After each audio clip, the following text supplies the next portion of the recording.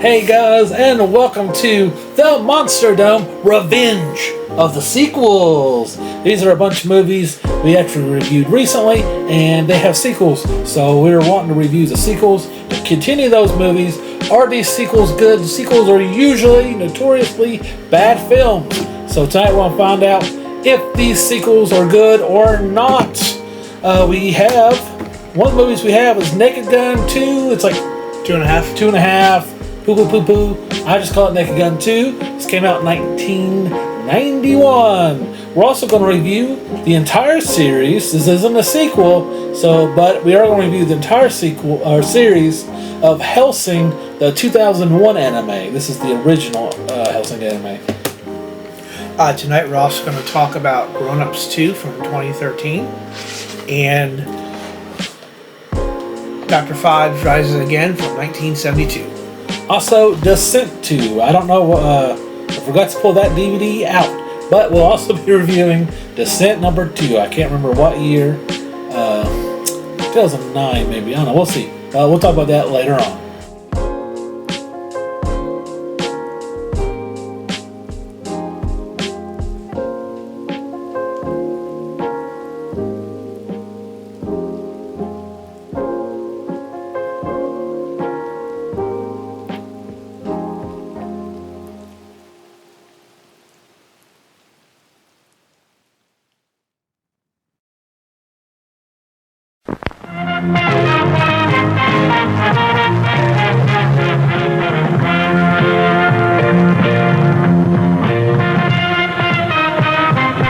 It is now time for our feature presentation. Alright guys, we're going to do the sequel to Grown Ups 2 from 2013.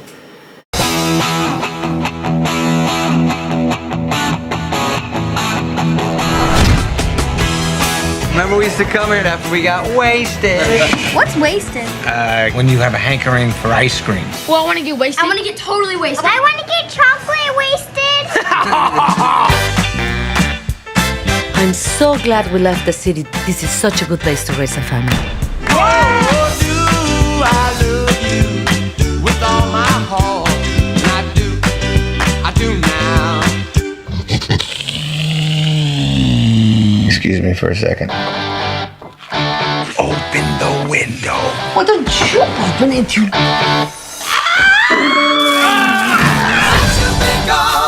Riding your bike to school in the morning. You couldn't do that in LA. Yeah, thank God there's no crazy people out here. How did you become a cop after all that crap we did growing up? Put your hands in the air and wave them like you just don't care. Say ho! Say ho! I can't believe we used to jump off this. Hey, this is Kappa Eta Sigma property. Easy there, Abercrombie. Hey! What? Hey, fellas, that was a good handshake. We got a good one, too. It goes like this. Oh, how you doing, sir? Very good, sir. Oh, man. We're gonna take off that way. Naked. You guys are losers.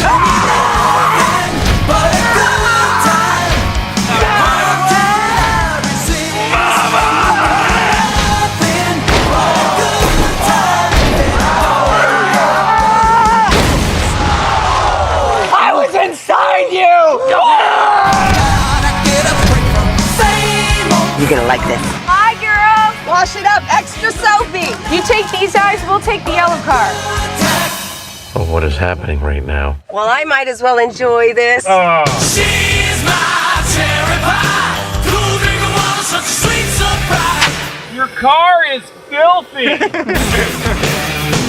Swing it. Alright, Dwayne, what do you think of Grown Ups 2? So I liked Grown Ups 1. I'll tell you really quick that I didn't like Adam Sandler movies when I first was watching when they were first coming out. Yeah. I thought Billy Madison was kind of dumb. I liked Happy Gilmore, but then there's some others I didn't like. But then when I saw the Wedding Singer, I liked it. I went back and started watching some more of his movies again. I really liked them. I was like, oh yeah, these are actually funny. They're kind of slapsticky, kind of frat boy funny, but they are funny.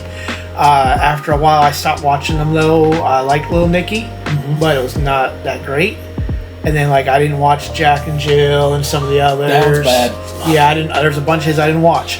But when Grown Ups the original come out, I liked it because it had all the other comedians with them, and they had Steve Buscemi and a bunch of other actors I actually liked. So I was like, well, that's pretty good. Grown Ups 2, loved it. All right, a lot of the same actors. We got Shaq in there now, which he was hilarious. The guy that played Dante was in a lot of his other movies, and he's in a movie I like called Grandma's Boy. His name in that is Dante also, so he goes by the name Dante in a bunch of his movies. He was Shaq's partner. He was Shaq's partner, the other cop. He's one of those things. He was going, "I am the law." He's skating off the top of the house with the stuff. I like that. One surprises on this was the one guy. Oh God, who is it? His son. The kid? No, the dad.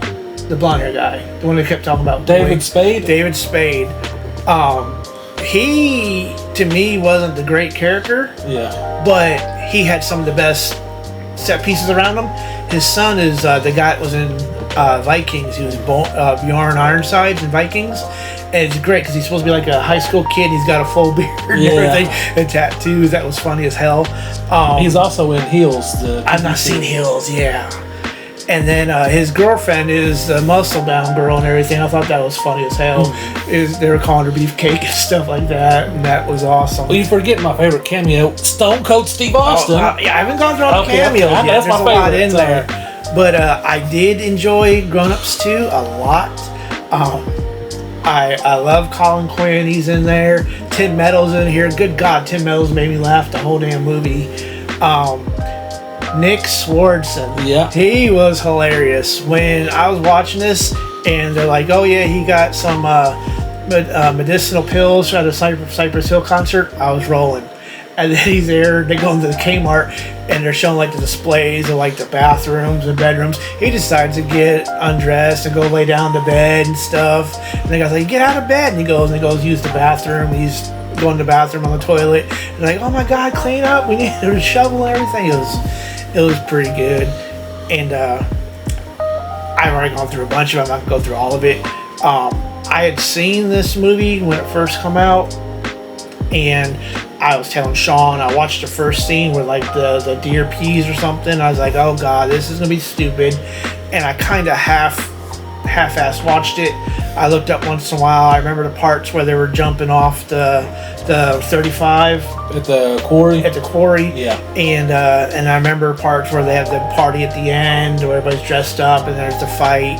And I remember those parts, but a lot of the rest of it I didn't really remember. I didn't really pay attention to maybe. Yeah. So then I rewatched it and actually paid attention to it.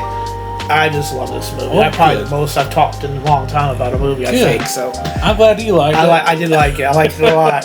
So you're gonna say you don't like it? I did. Well, you know what? I liked it, but not that much. Okay. So here's why I love the first film.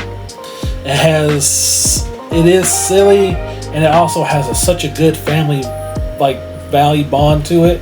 I feel like the second one just kind of skips the family stuff, and it's more just on the silly side. The plot, I think, takes a dip in it big time. It's like so from the first movie, like he was kind of like this rich dude. I can't remember if he's like a director or a movie producer or a manager. And this one, he moved to the town that all his buddies lived in, and it's like 6 months to a year after the first film.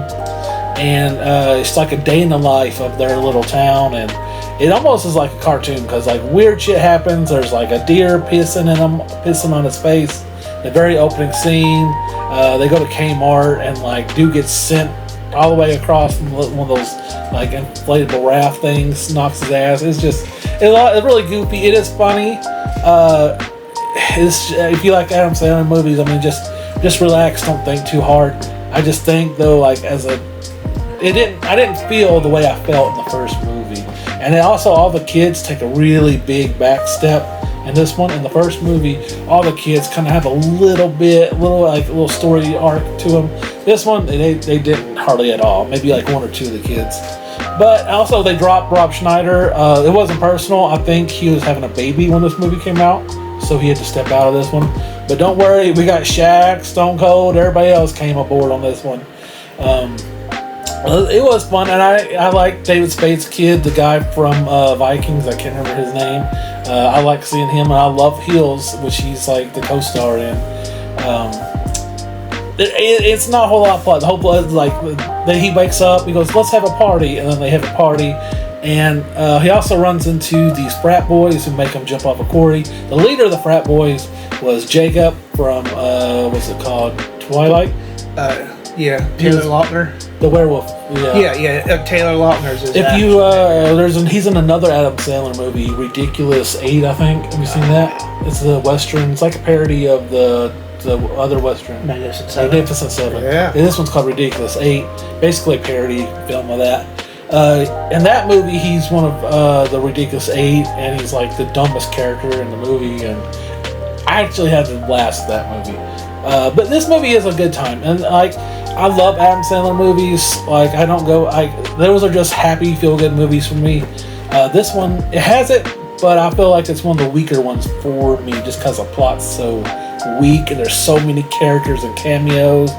It's almost just like an adventure thing. Like don't have a strong, heavy plot. But that's my biggest gripe about it. Also, I feel like the first one was a tad bit funnier. I feel like the jokes didn't land as hard for me in this film. Yeah, Dwayne.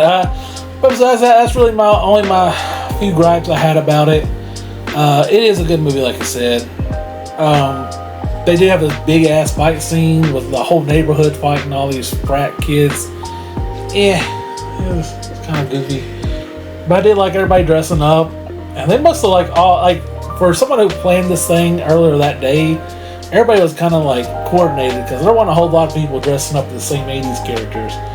But you had Tim Meadows and Chris Rock dressed like Prince. Oh yeah. Oh, that's why I wore it today. Okay, got the Purple Rain shirt. But Stone Cold was in it, and that made my day. So that's going to get a little bonus points actually. Wayne, final thoughts? Anything? It is a good little family movie. You know, I don't think there's any really cursing.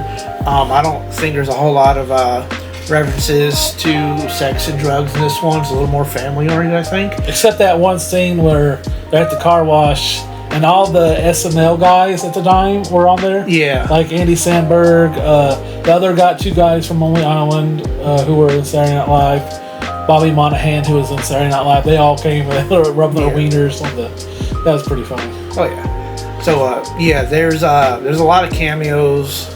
Tons of cameos. Lots of bit parts. Like you said, they didn't have Scheider in here this time. Yeah. But I think they didn't make up for it, but they kind of put like Shaq's character, instead of being like in like one scene, like a lot of the cameos, he was in 3 or 4 scenes, so it was pretty good. The guys that they fought with in the first movie come back, and they're all, they still weren't all friends, but they had some good times. One of the funniest things is Chris Rock's son was at a party acting like they've been drinking, and then the frat boy's like, "You been drinking? Are you drunk and stuff?" And he was taking his driver's test, and of course Steve Buscemi's the driver's ed guy, and they're like, "Hey, you been drinking? Taking your driver's test?" He's like, "Yeah." He's like, "All right, well, minus 5 points." Instead of like failing the kid for drunk driving, they just gave him 5 points. I like too how like when he was doing the driver's test, he also ended up at the car wash. Yeah. And they go to him and says, "Hey, Wiley, how you doing?" He's like, "Oh, after 2 years of being like this," because remember the first one, he was like in a body cast like this for a long time. But it was good. It's a good little follow-up movie. It's not as funny as the first one. Yeah.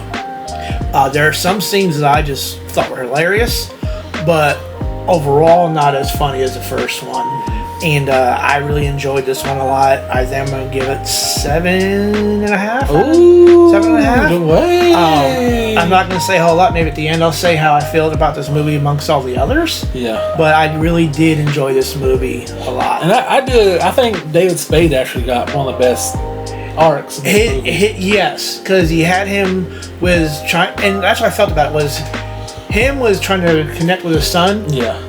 Some of those movies are crazy, they're not that great. Oh yeah, I'm a absentee dad, I'm trying to make up with my son. He actually tried, and it was funny because the cops were like, "Well, you don't want us to leave you alone with your son, do you?" And he's like, "No." He was scared shitless of his son. His arc was a little better than it was in the first and movie. the jokes were a lot, I think, better too. As I said, there were some that were just hilarious. Yeah. Some of that stuff was just awesome. I think Spade probably got the best arc in this movie. His bump up was a lot better. Kevin James, his arc in this one wasn't as great. No. Neither was Rock's. Chris Rock's wasn't as good in this one, but Spades was a lot better. Yeah, I wouldn't. You know what? I wouldn't mind seeing the 3. I don't think they will, because the youngest boy of Adam Sandler's in this movie died. Oh, I didn't know that. Yeah, so I don't know if you'd want to do it again because that kid's dead. Yeah. But I wouldn't mind, because I do like seeing everybody together, and a lot of people complain about cameos in his movies. I don't mind it. No. I don't mind I it. think this was a great where they got all the cast together and everybody had a good time. I'm pretty sure they had a good time on set, having a great time, cracking each other up. I thought it was a good movie. All right, here are my pros and cons for Grown Ups 2. My pros. You got the rattlesnake, Stone Cold Steve Austin. There is some funny moments in this movie that I really enjoyed. I love seeing all the cameos and his buddies up and at it again. I thought Spade had a good arc, and I think he had the funniest lines in the movie. My cons.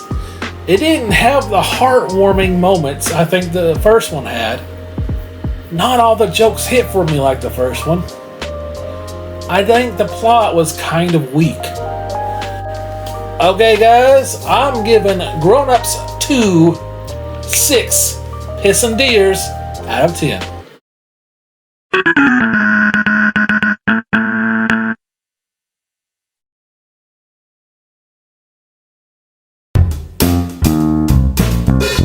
It's Tasia, Tasia, Tasia. It's Tasia. That's me. The Tasia Review Show, starring Sean Dills. This is my review of Grown Ups 2. I love this movie. I love the Grown Up movies. I've been watching them for years now. Yeah, the Grown Ups is definitely my favorite comedy movie ever. Yeah, I love the movie so much. I have nothing bad to say about it. Alright, guys, it's time for Dwayne's favorite segment, Trick or Treat. This is where we try snacks and drinks, and we're going to give it a trick or a treat, if it's good or not. Basically, it's very fucking simple. Is it good? Basically. Dwayne, today, if you notice, I got a cup for you, and we're going to try some drinks out. Oh, yeah. Yeah, Tasty likes to buy dumb shit drinks, and we're going to try a few of them out. They'll probably be in our fridge for the next 10 fucking months until we trick our guests into drinking them. And we're going to try 2 out today. Call me a trick. Alright. So this next one's a holiday edition. This is Holiday Creamy Vanilla. Didn't you have to buy this one on Amazon to find it? Like, I don't know. It has no dairy in it, but Holiday Creamy Vanilla Coca-Cola. Dwayne, what's your thoughts on that? Thoughts are I don't know. I haven't drank it yet. Well, I mean, how like, am I supposed to give you a... Oh, God. Don't shake it! I don't. That's fucking hands today. Look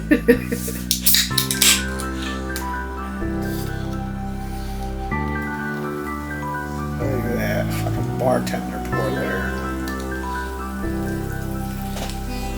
I have Parkinson's poured. Okay. Smells like a Diet Coke. I don't smell all the vanilla. I don't either. You ready? Yeah. Taste vanilla. It's actually really good. Fucking delicious. Yes. I taste that vanilla right away. It's not bad at all. It's actually not bad. I like it. That's actually good, yeah.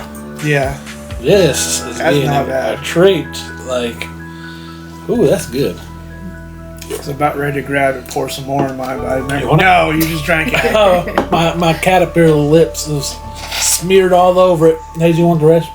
Okay. All right. Well, it's gonna be hard to beat that first one.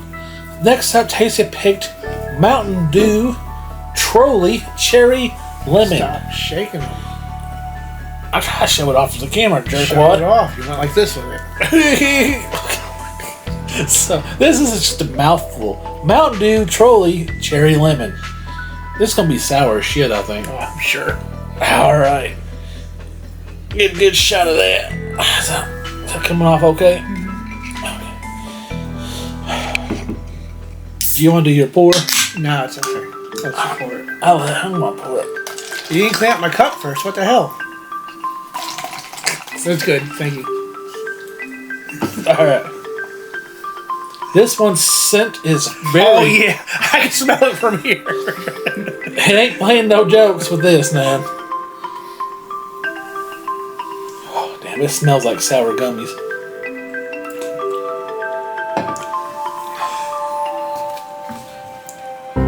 Flavor on that one is not bad either.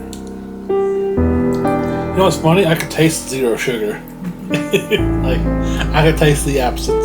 Is it zero sugar? Zero sugar. I couldn't tell. I think this is really good. It is good.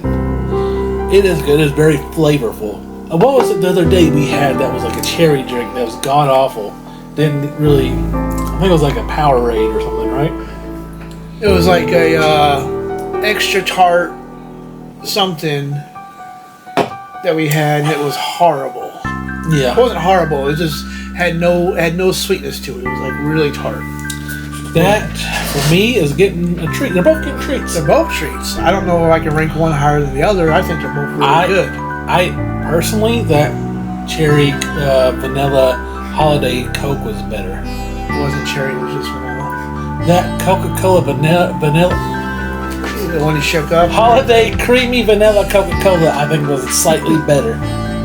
But the other one is really good too. Very flavorful flavors packed in there. Great. I would probably buy that Coke vanilla more than I would the other one, but I do like that flavor on that one. This would be like I'd buy a 6-pack, Yeah. and this would be like I buy one out of a cooler all Like the a time. 1 liter. Yeah, I buy one at a time and stuff. It's not bad at all. It's be like something I get every once in a while. So you know what? I'm gonna try something a little different today. Tasty has some good picks today. Heck yeah! All right, double treats.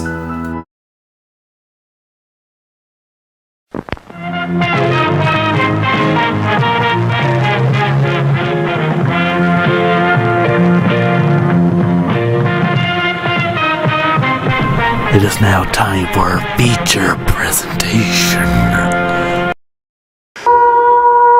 Spoiler warnings. Now, time for horror on the small screen. This is where we talk about horror in either like a horror TV show or a TV show that has Halloween themed episodes. Today we're doing an entire series. You know, usually we just do one episode, but like True Detective, we did a whole season of that. But we're doing a whole series here. Was this our first anime? I think so. Yeah. Our first anime, Hellsing. This came out, at least this anime came out in October of 2001, and it ended in 2002 because it's only 13 episodes.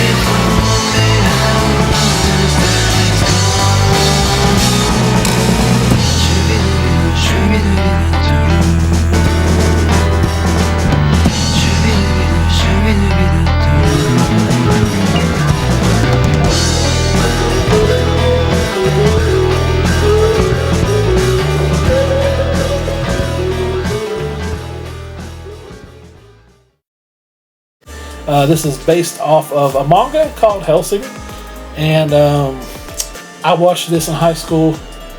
I loved it.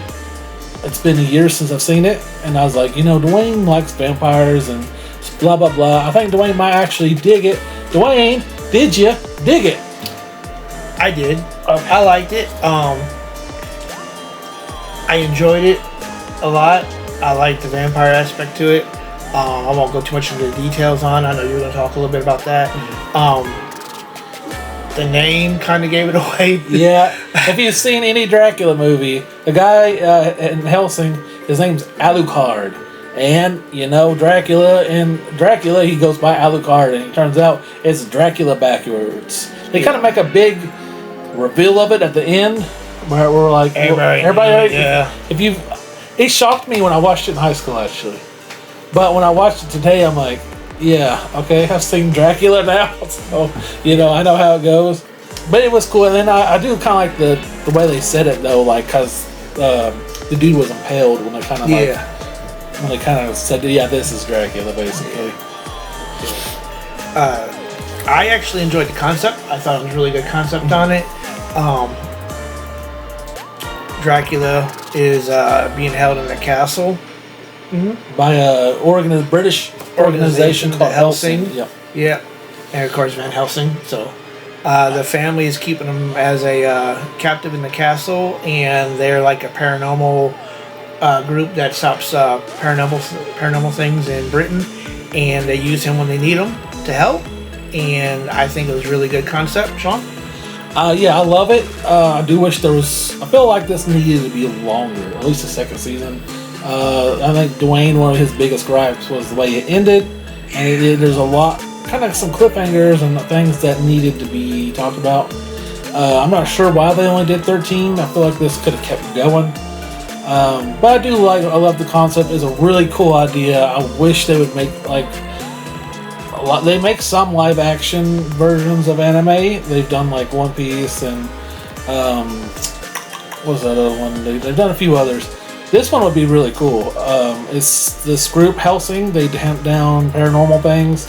And then the very first episode, which was one of my favorite episodes, you have a bunch of like regular police people are helping this village that are being attacked by monsters. Turns out those things are called ghouls, and vampires can make ghouls are basically zombies. And all the police are getting killed, and then you got the final one who's Sarah Victoria, I think's her name. She ends up fighting the big boss vampire who's a priest, and then you got Alucard comes in, and he makes a deal with her that he's gonna have to shoot through her to kill the vampire, but if he does it, he'll save her, and then he turns her into a vampire.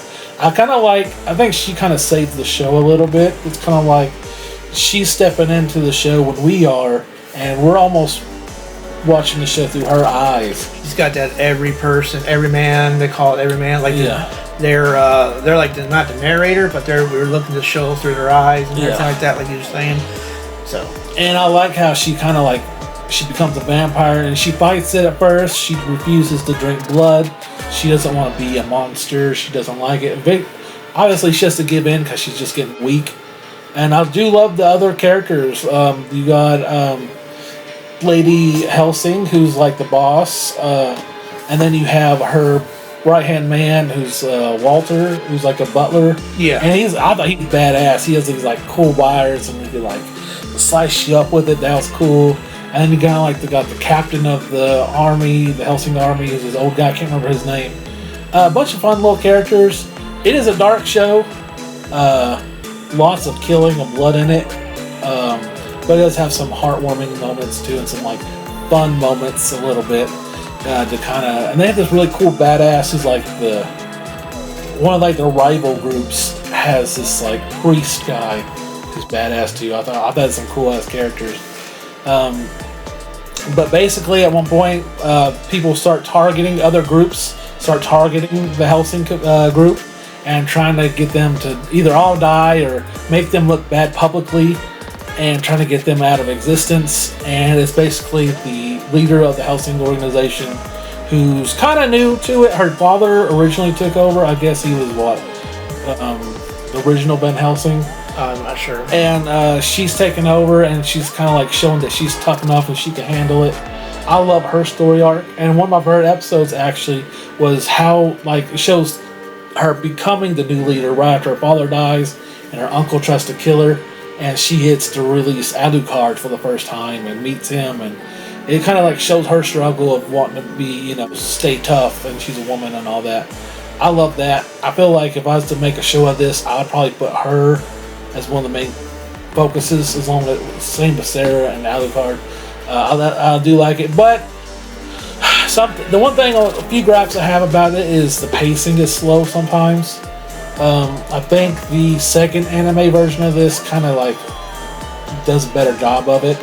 But I do love it, and I love my favorite thing about this show. Favorite thing whatsoever is the damn theme song. Dwayne, what you think of the theme song? I don't remember it.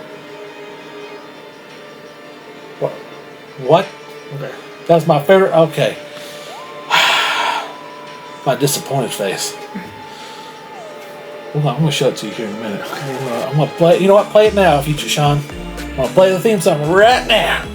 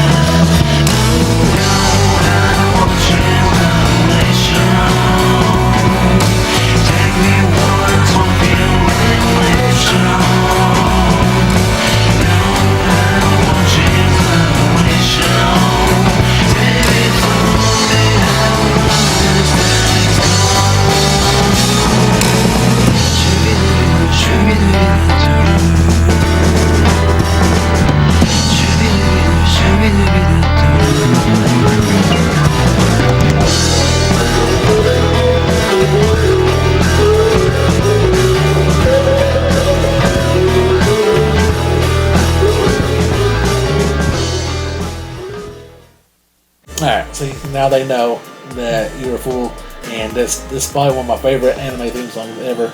Not my favorite, but one of them. And that's why I wanted to go back to this one. I was like, I just want to hear that funky ass jazz intro again. Okay.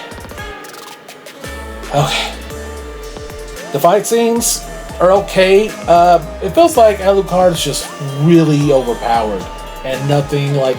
And when you finally get to the big bad of the series, a guy called Incognito, and you think he's way too powerful, and then it turns out like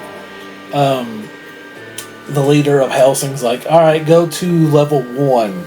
So it turns out he's been holding back this whole time, and finally when she lets him go all out, he becomes just unstoppable monster.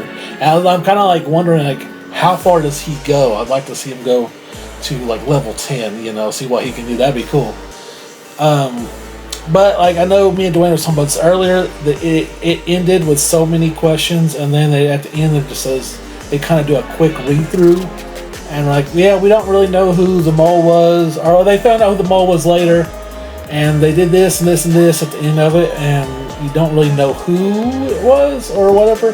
They just kind of tell you about it, and it just kind of ends. It felt a little rushed, did it not? Yeah, that was one of my. I'm going to talk about my gripes on it. It's not a bad show. Yeah. But it's 4 episodes in the middle are kind of like, why do we even need them? Mm-hmm. It was like the same thing that you had in the first couple episodes. So I was like, okay, well, it's not. I mean, they have to get to 13 episodes because that was like half a season. 26 is a full season because it's half a year, so 13 episodes is half a season of a TV show. But there was like 4 of them that were just 3 or 4 of them that were just there was no. They had no form for the end. It had nothing to do with it. It's just like, oh, we're just fighting monsters of the week type things. And then at the end, and I was telling Sean that I'm watching it. I'm like, well, when are we gonna wrap this up? He's still fighting the big bad guy with like 4 minutes left in the episode. Yeah. And he's not killed the bad guy. We've not found out who the traitor is in the department. There's all these questions, and I'm sure it'll be for the next season, like you said. But you had all these things going on, and instead of like having a wrap up, like, oh yeah, I beat the bad guy. Now the next day we find out who the traitor is, and then we find out why the government couldn't help them, and blah blah blah. No, they just go, oh, I beat the bad guy. and there's like a title thing that says, "Oh yeah, when the next day we found out who the traitor was," like,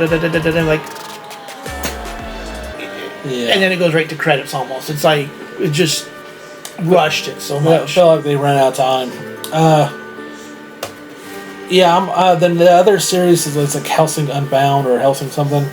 Hopefully they said from what I read, it sticks closer to the manga, and this one kind of veered away from the manga. But I still love it. This is one I watched in high school. I thought it was cool as shit. I still do.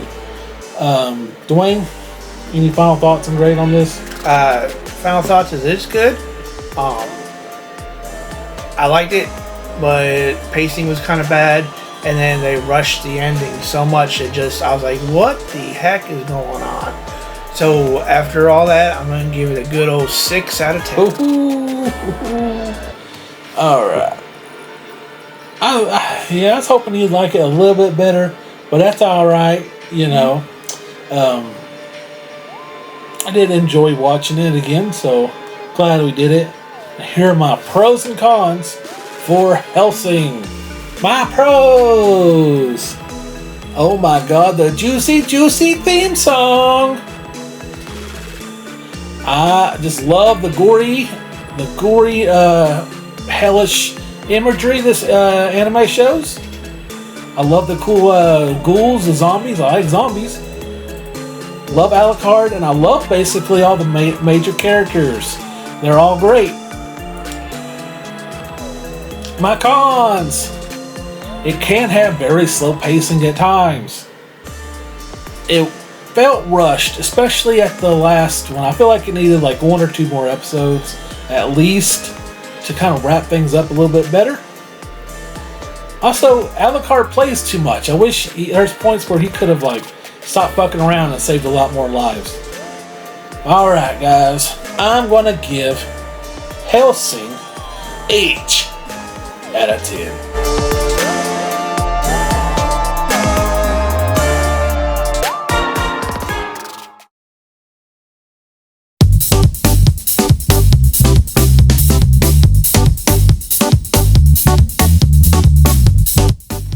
Alright, it's horror collectible time. You know what that means. We're gonna get our wieners hard for some Toonie Terrors. And this is one I picked up at work. It is Wednesday Addams. This is Wednesday from the Wednesday show, played by Gina Ortega. She looks like she's trying to do maybe her little dance here. She also comes with the Thing. Not the Fantastic Four, but the hand, severed hand, which is really cool. Not the movie, The Thing? No, not the movie. She'll come with the movie. A copy of the DVD. She comes with the Thing. That's his name, right? Thing. Thing, yeah. Not The Thing or Mr. Thing, just Thing. The severed hand. Really cool Toonie Terror. I picked this bad boy up at work. Have you seen the show? No. Me and Tasty have watched both seasons thus far. It's 2025, and so far only 2 seasons are out. And we love the show. The show's great. What the hell's that on the back of the... What is this? It's like a rip? Anyway.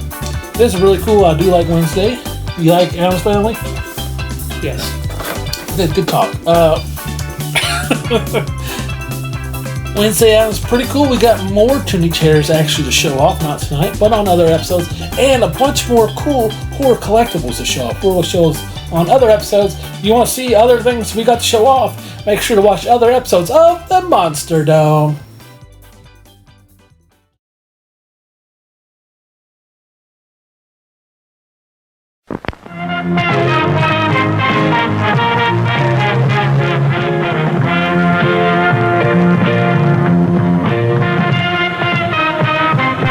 It is now time for our feature presentation. Spoiler warnings. Alright guys, we don't have the DVD for this one. I thought I did. We're going to review, get my hands off the table. We're going to review Descent 2 from 2009.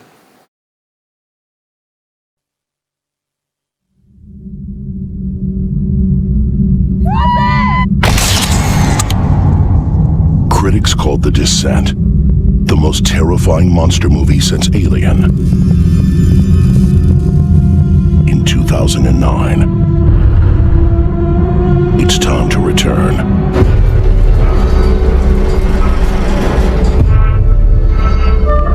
To the dark.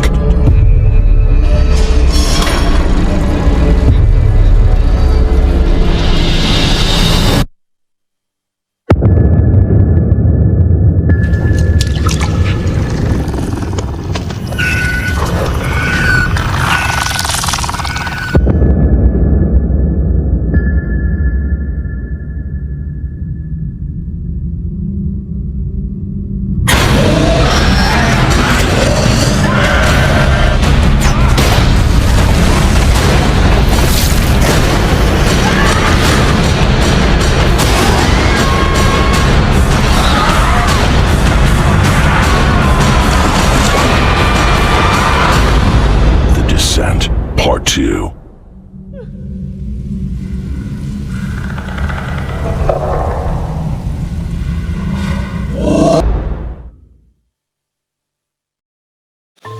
Alright guys, Descent 2. I really enjoyed the first movie, but a lot less because this piece of shit followed it. Dwayne, what do you think?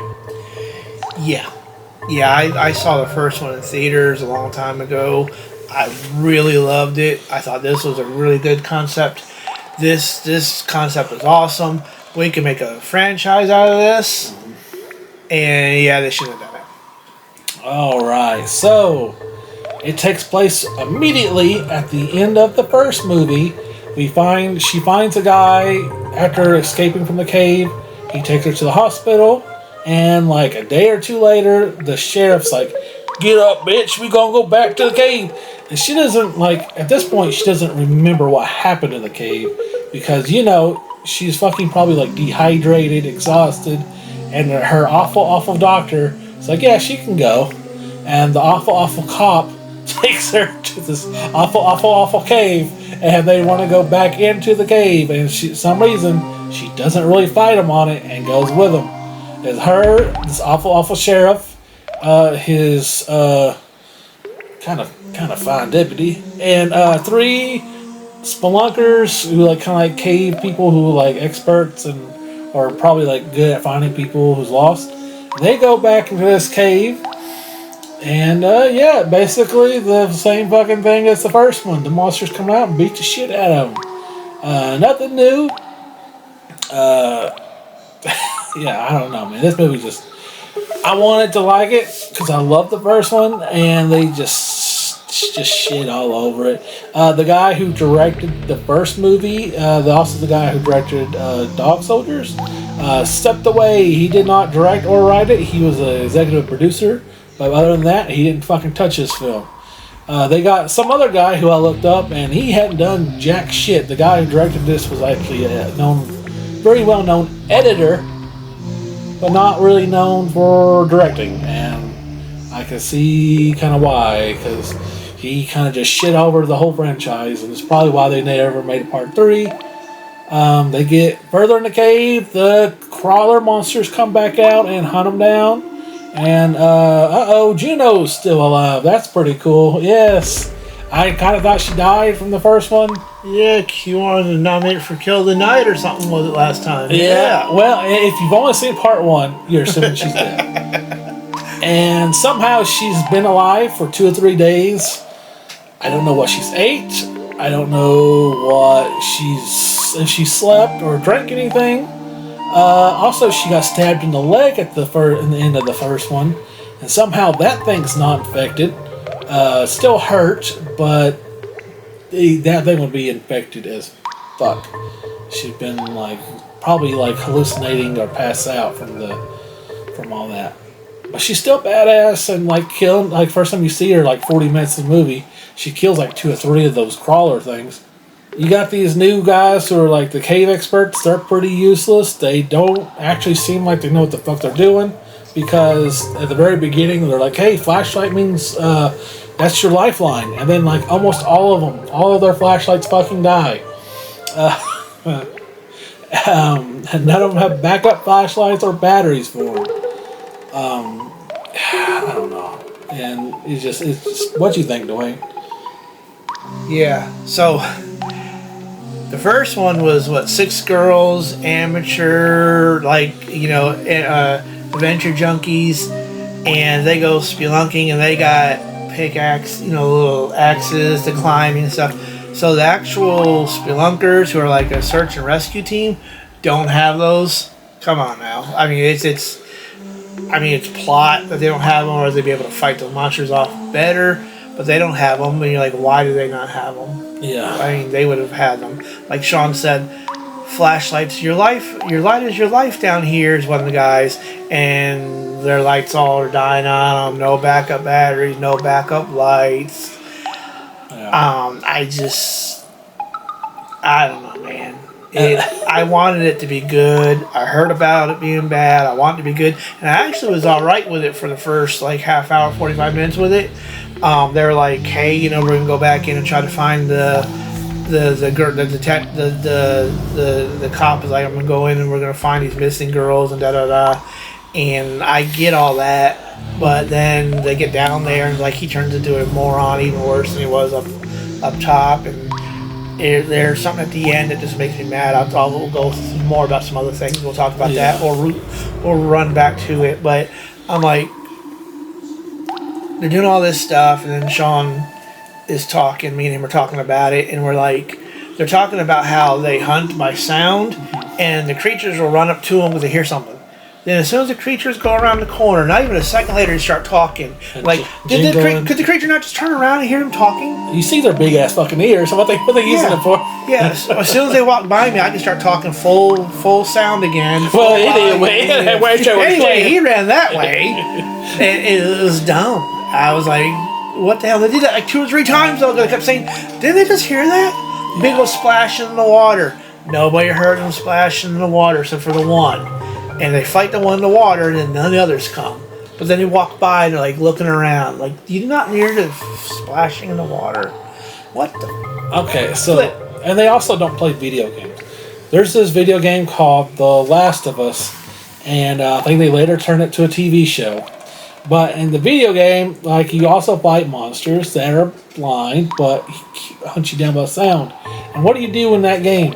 You carry bottles and rocks to throw it across so they can run after that. And you can skedaddle. I was like, how come they don't do that in this? That's smart. There are scenes where people maybe sacrifice themselves by screaming. I was like, if you would have thrown a rock, it might have worked just as well. Yeah, we're talking about the team going down there for search and rescue, and they're talking about how they only got a little bit of water. I'm like, don't you think if you're gonna go down there, you talk about being dehydrated and stuff, and wouldn't you have brought water and some rations, something to eat? And on top of that, if you found them and they've been down there 2 days, they probably need that water and ration. Yeah, they didn't bring any of that stuff. I'm like, come on. They had a little bit of water, but they drank it real quick. But it was a metal containers. They could, like you said, they could have thrown that and made a distraction somewhere. Nope. Oh, my water's gone. I'll just put my metal container back and bang against the wall and all this other noise. I've actually been watching lots of videos on YouTube about people getting stuck in caves, and I'm like, why do these people do it? And but a lot of them seem a lot more experienced than all these guys, because they're a lot of them will draw arrows to the exit. That way, if you get lost, you know where you're going. And they also seem like when they come with a rescue party, they come with a fuck ton of people. And be teams of them going different aisles.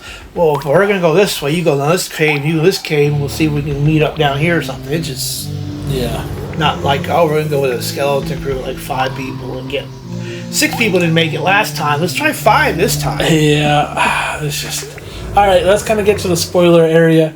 The sheriff, after he's shooting a gun off at one of the crawlers, causes a little bit of a cave-in, and the entrance they just came in, that's gone, and they all kind of get split up because crawlers start attacking them, and he gets his life saved by the still alive Juno, and then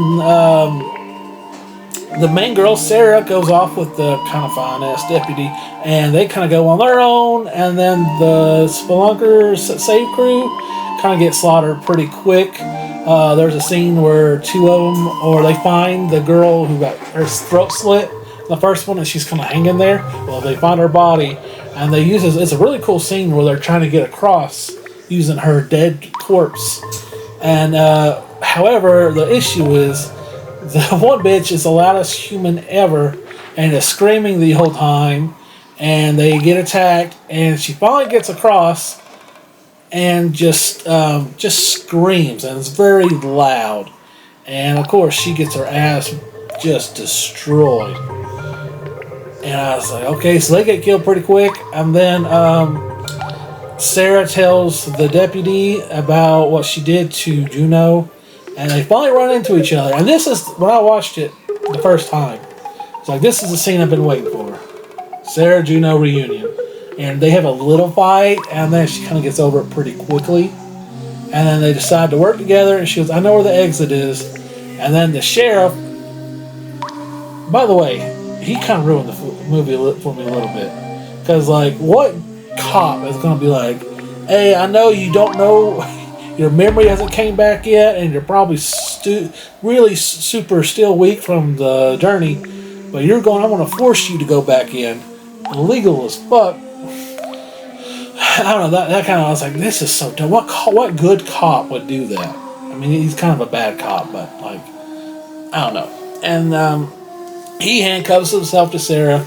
He's like, hey, I heard you left that one girl, so you're not going to do that to me. And then 2 minutes later, he's hanging off a cliff when they're handcuffed, and then they got to cut his hand off so he could die. And then 2 seconds later, they find the exit. And turns out this is kind of like where they eat. They hunt outside that cave, and they bring in food, and they all kind of tear it up together. And they fuck up. They fuck up at the end, or right at the end, and the girls fuck it up and get attacked. And then this big alpha one comes in, kills Juno. And I'm like, why?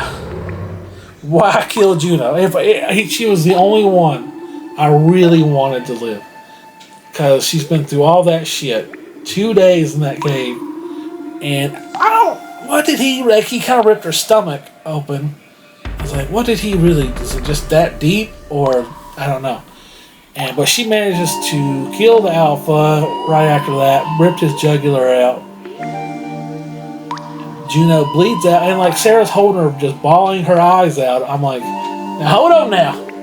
I don't think you've seen the first movie, because you stabbed her and left her to die for cheating on, having an affair with her husband on that. Now you come back, and your boo-hoo went over. It made no goddamn sense, Dwayne. And then I want... You want to know what makes no goddamn sense? What's that? The whole fucking movie. Yes, that's right. And then you see the deputies getting surrounded, and it looks like she's about to get ate.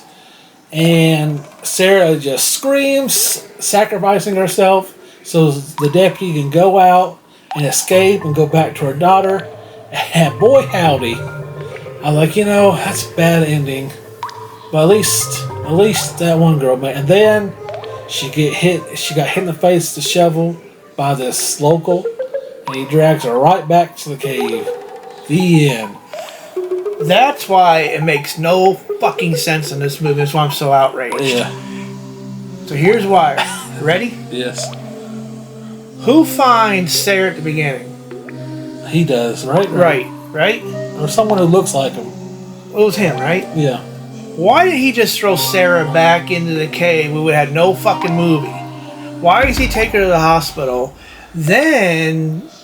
we have the whole movie, and at the end, when the girl finally lives and tries to get away, he hits her in the head and throws her down there. First off, there's no explanation why. Is he feeding them to stay off his land? Because we were talking. Is he feeding them so they leave his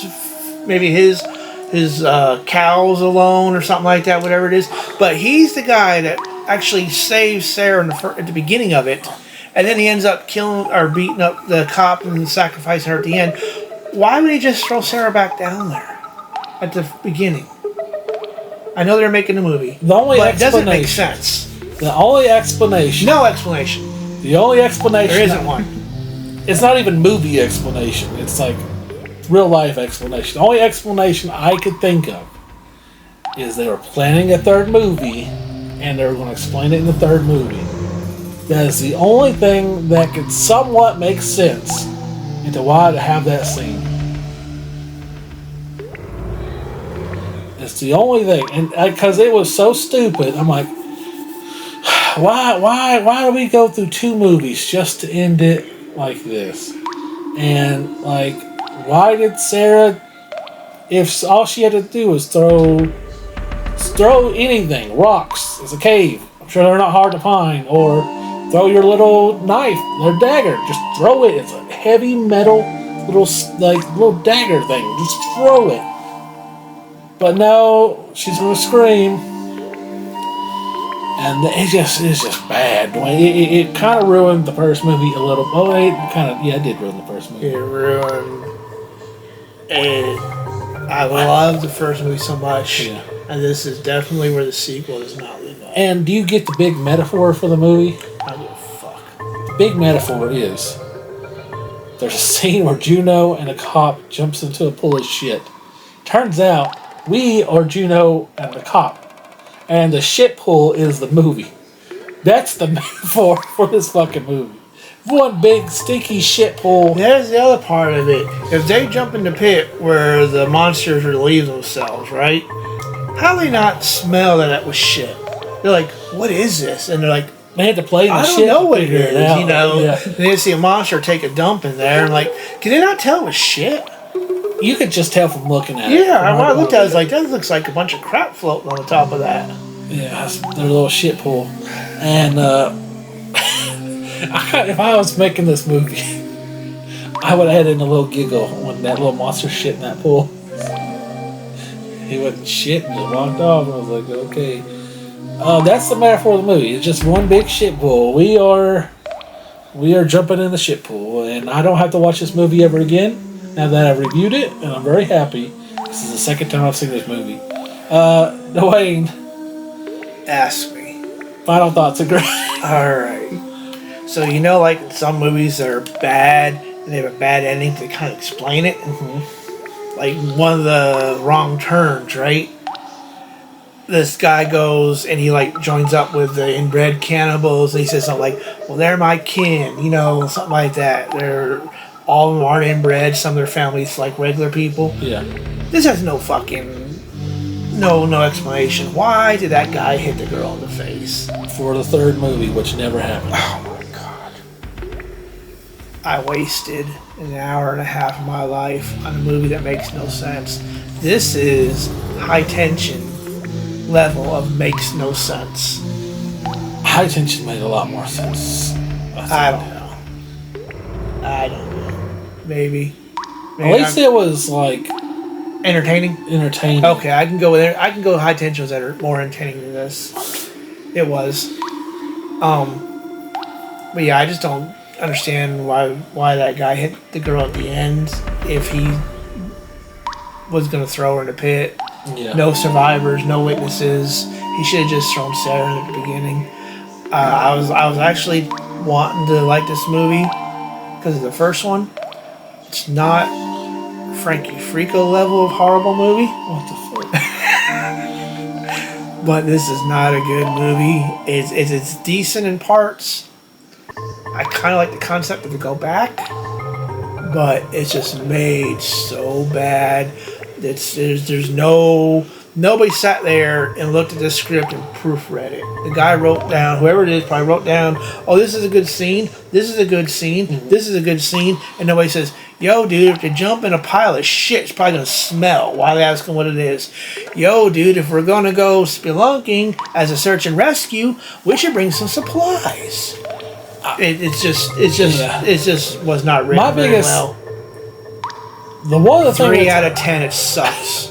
One of the things I just really didn't understand was Sarah put up no fight to go back into that cave. I'm like, why? I mean, she forgot, but she had to have known it was a bad experience, right? Like, she had to have known that, at least. Like, she had to put a Yelp review just from what she knew, and it would probably have gotten really bad. Fuck me running. Yeah, they just got some fucking editor guy to direct this movie. They couldn't even get anybody serious. I don't even feel bad about the director. I'm just whoever the writer was. I slapped him in the fucking face. Okay, yeah.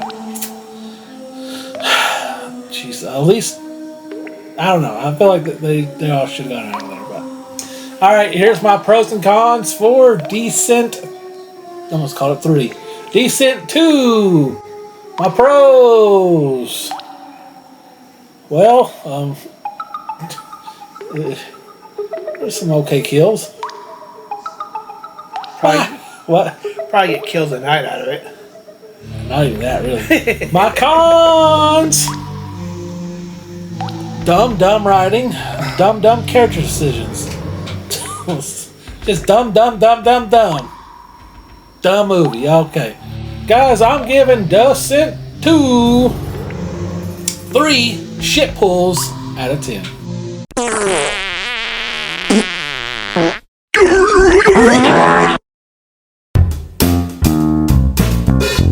It's Tasia. It's Tasia. That's me! The Tasia Review Show, starring Sean Dills. So today I will be reviewing the movie Descent 2. I thought this movie was pretty good. I liked the first one too. Yeah, I don't have anything bad to say about it. Alright. Here's the part of the show where we can just talk about movies we've watched since the last time we filmed. Just kind of go over what we've really been watching lately. Dwayne, have you watched a lot since last time we filmed? No. Alright.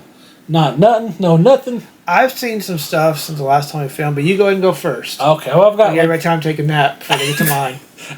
I'm not going to do. Let's maybe I'll do a few and then you can do. Oh, okay, yeah, sure. Because I've got so I was off 2-week vacation. And I shit you not, I watched probably 30 fucking films. Yeah. So the first thing I watched is one Tasia picked out. I've heard it is one of the funniest movies ever, and I watched it and I thought it was a pile of shit. It's called Scary Movie 2. What? Yeah. I loved the opening exorcism parody, and then the rest of it was just dumb shit on a log. Dude, that has got one of the best scenes ever, where the guy Hanson and the guy in the wheelchair arguing, and he goes, "Oh, you look familiar. You can stomp." He goes, "Why don't I give you a hand?" He goes, "Why don't I give you a standing ovation?" And he goes, "I'm gonna be the bigger man and walk away." Walk away. That's the best fucking scene ever. I went to the movie theaters to see Scary Movie 2. That was a funny fucking movie. I loved it. That was one of my favorites of all time. And that fucking Hanson scene with the other guy is fucking quoted every day between me and Kelly and all of us at Walmart. I see it. That was a great fucking movie. Okay. You're a piece of shit. That's your review sucks. Okay. I loved the James Woods and Andy Richter. That's funny as hell. Opening scene. Yeah. That was good. It had the girl from Orange is the New Black as the girl. Natasha Lyonne? Yeah. Yes. That was cool. The rest of it, I just thought it was kind of dumb. I thought the first one was hysterical. Yeah. Fucking Officer Doofy is one of the funniest characters ever. And I just thought this one was just kind of like childish and not funny. There's some jokes that don't hit, but there's some good ones. I mean, when she talks about her dress, and then Ray comes out wearing the same dress, and then they talk about how they're having the sleep deprivation, the people can't sleep. Yeah. And then Shorty's sleeping in the meeting and stuff. That shit's funny. The My Germ scene where they're talking the food and everything. Hanson's talking about basting the chicken and the turkey and everything. Yeah. And he's like, "I made the potatoes," and he's like whipping it with his strong hand. That's so stupid. That is so funny. What is wrong with you? It's hilarious. Okay. Thank you, Tasia. Some of us have some good taste around here. So we've been watching Breaking Bad for like the 5th or 6th time. One of my favorite shows ever. I was like, I want to watch a Bryan Cranston film. It's not Breaking Bad. And Tasia didn't watch this one. I watched it on my own. It's a movie called Why Him? As him and James Franco. It's a Christmas kind of a movie about, they've done a lot of movies where it's like the dad and the girlfriend's boyfriend trying to get along. It's one of those. Wasn't good. I did not enjoy it. And then the next movie I'm going to talk about is one Dwayne talked about on the last episode, a movie called Weapons. I watched Weapons. It was good. There was a lot I have to nitpick about it. I hated the first 5 minutes of the film. I was cussing and raving. Tasha's like, what's wrong? I was so pissed the first 5 minutes because it's like this little child explaining so much in the movie. I was like, let me figure it the fuck out. Anyway. There's some of the things I've watched. Dwayne, what's something you watched? I liked Weapons. I know, I think I talked about it. I enjoyed it a lot. I liked, the little narration beginning and end. Maybe we could skip that a little bit. Yeah. But the rest of the movie was really good. I liked it a lot.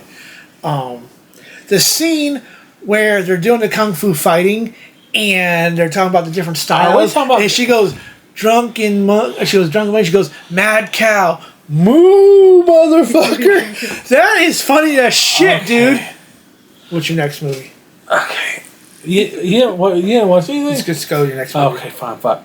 So, I'm joining a lot of Facebook horror groups, and I keep seeing this guy's name keep brought up as new slasher. The next, big slasher, right behind Art the Clown. This guy called Benny, and he's dressed as a scarecrow. And the movie is called Diced Reloaded. Kind of like Terrifier. This movie was originally just some short films, and then they decided to make it a movie, and they added some stuff. This movie, me and Tasia watched it. It was shit. It is it's almost like they were copying Terrifier's homework, and they didn't have their own way to prove their own answer. They said change it a little bit so it looks like it's an exact copy. Yeah, it was bad, and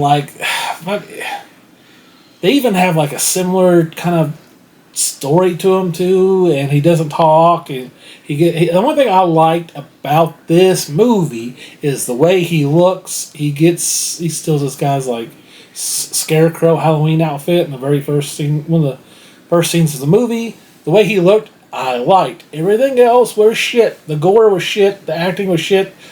The story was shit. Everything was shit about this movie. And it feels like they're just kind of bumping it up for a sequel. And people on Facebook were digging it. So I was like, what did I miss? Because this was just a shitty film. Taylor, you watched it. Yeah, it was really bad. My dad watched it too. He said he couldn't finish it. So, and then I was trying to. I have a few highbrow movies on here. I'm trying to get some more Oscar-worthy movies. So I watched a movie called Eddington. Okay. And this movie has, oh God, I want to butcher his name like I always do. Pedro Pascal's. Pedro Pascal. Yes, the guy Mandalorian, and it has. Joaquin Phoenix. Joaquin Phoenix. Joaquin is the star. He plays Sheriff of Eddington. And Pedro is the mayor. And this takes place during COVID. And Joaquin doesn't like the mask. And he sees people being thrown out of stores for not using it. And he's kind of backing them up. And he's kind of getting tired of the mayor shit. And it turns out they have a history a little bit, and it kind of goes from there. Tasia actually left during this movie. She thought it was boring and said, fuck this, I'm going to the room. It was kind of boring, but I kind of liked it. If you're just kind of looking for that, it's sure, why not? If you're looking for something fun, this ain't it, Who was the star of that movie? King Phoenix? The other one. Pedro what? Pascal. All right, speaking of Pedro Pascal, I actually watched that new Fantastic Four movie. Have you seen it yet? Don't spoil it for me. Okay, I'm not going to spoil it. Okay. I watched it.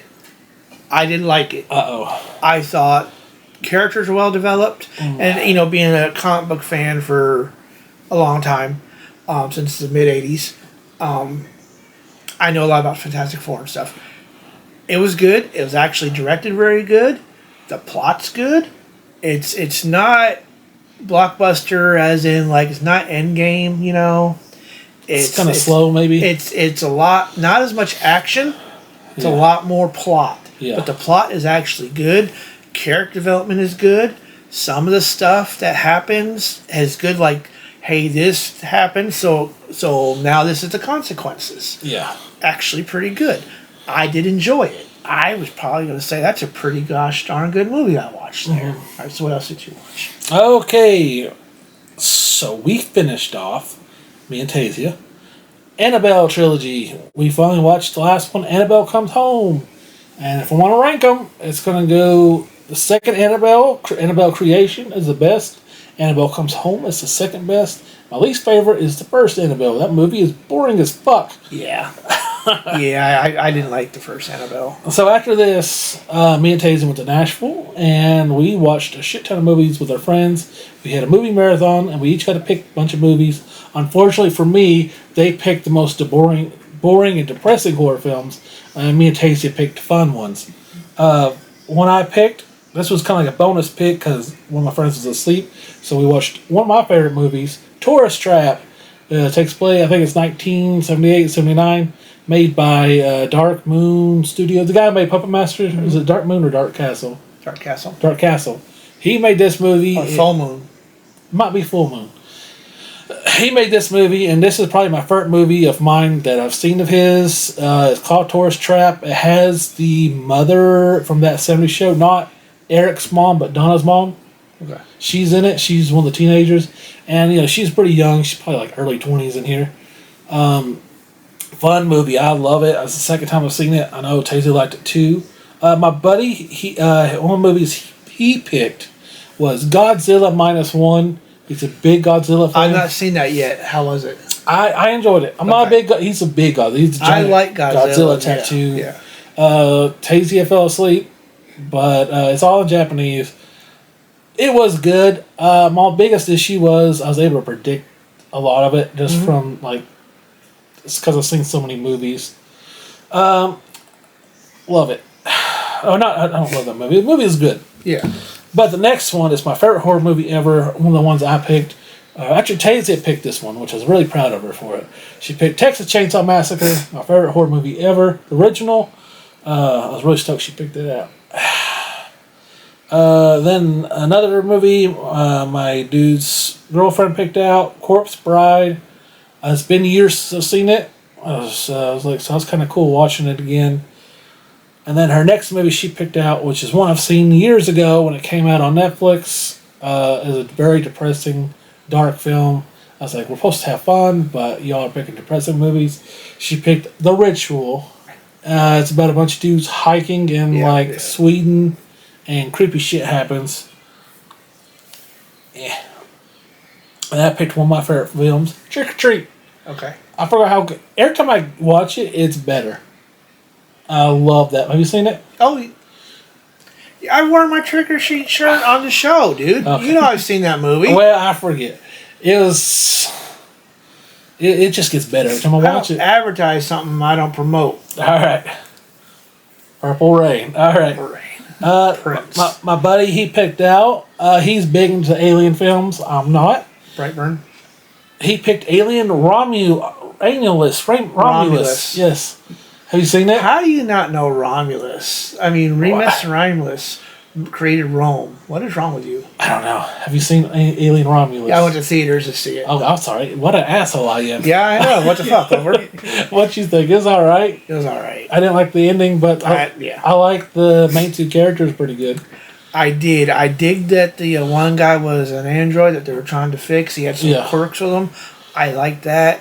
I did like the movie a lot. I just, like you said, the end where they tried to do a little bit of crossbreeding type thing in genetics. I was like, they do this like in a bunch of the movies now. It's like every one of them tries to do some kind of scientific experimentation. I'm like, that. Besides that, it was a pretty good movie.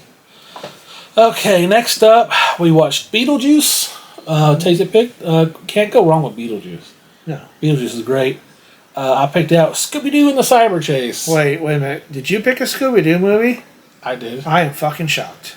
Yeah, I was like, let's pick out one fun Scooby-Doo movie. I picked Cyber Chase, which is one of the golden four of the movies, of the classic. I just love that movie. Almost everybody fell asleep, which pissed me off. We also watched Frankie Frico while we were there. Yeah, I was like, I gotta get more of my friends to watch it, see what they think. So, what do they think about it?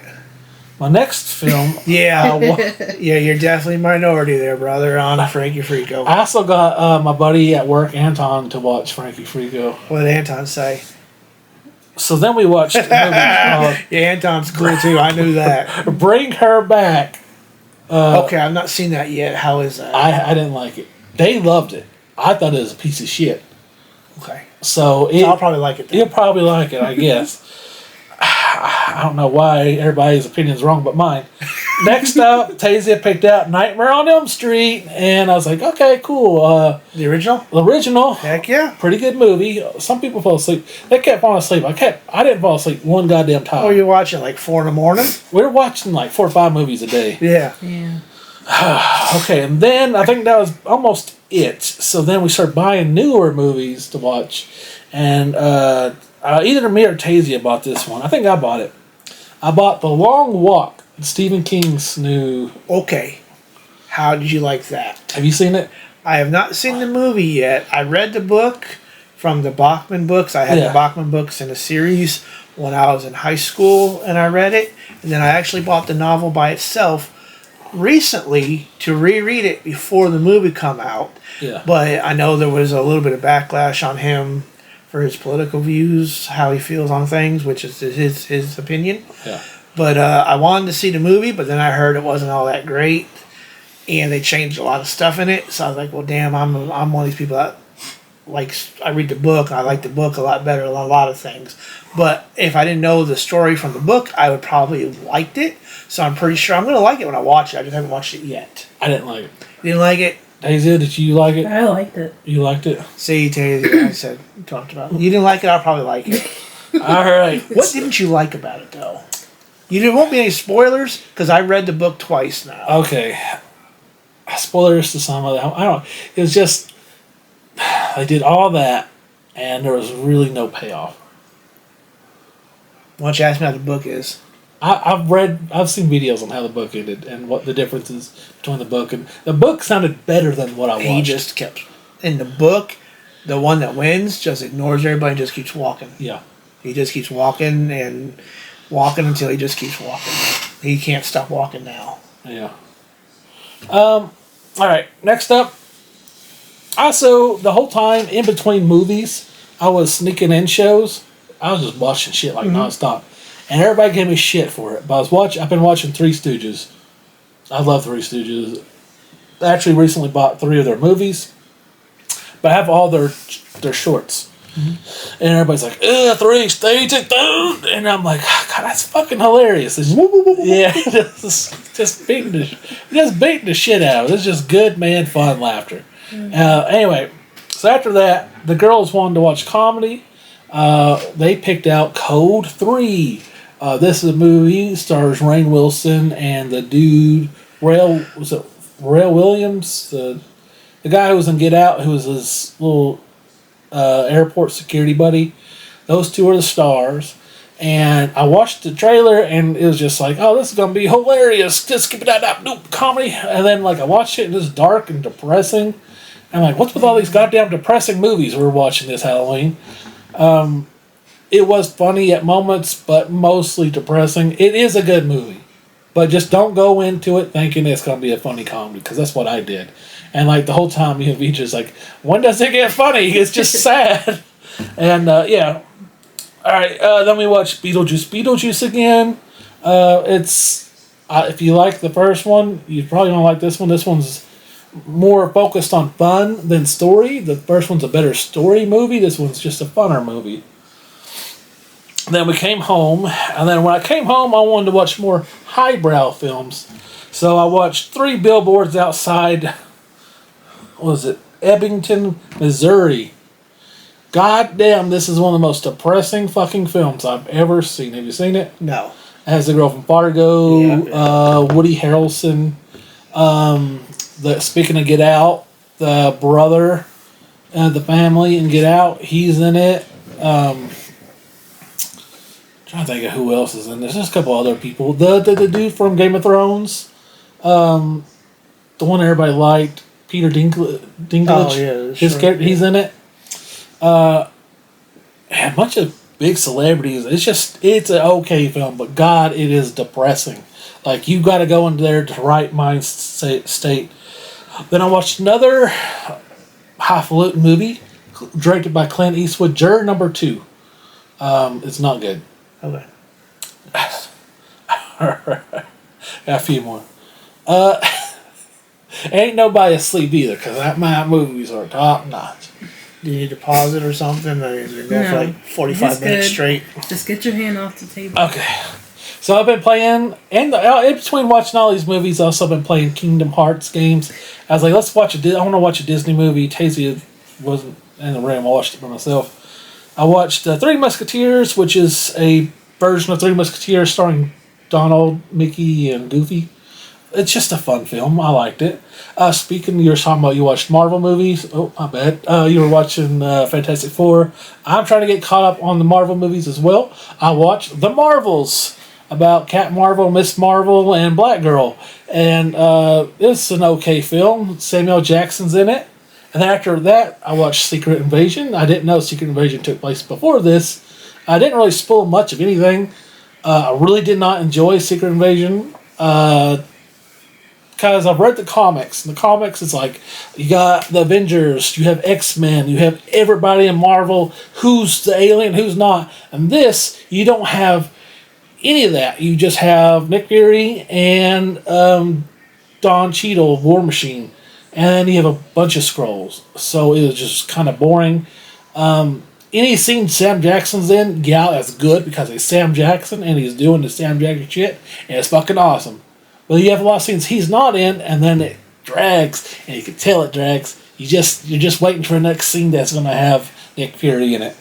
After that, you watched me, Tasia, and Anna Kay watch Coyotes, the new Justin Long horror film where coyotes are pissed off and attacking a suburb.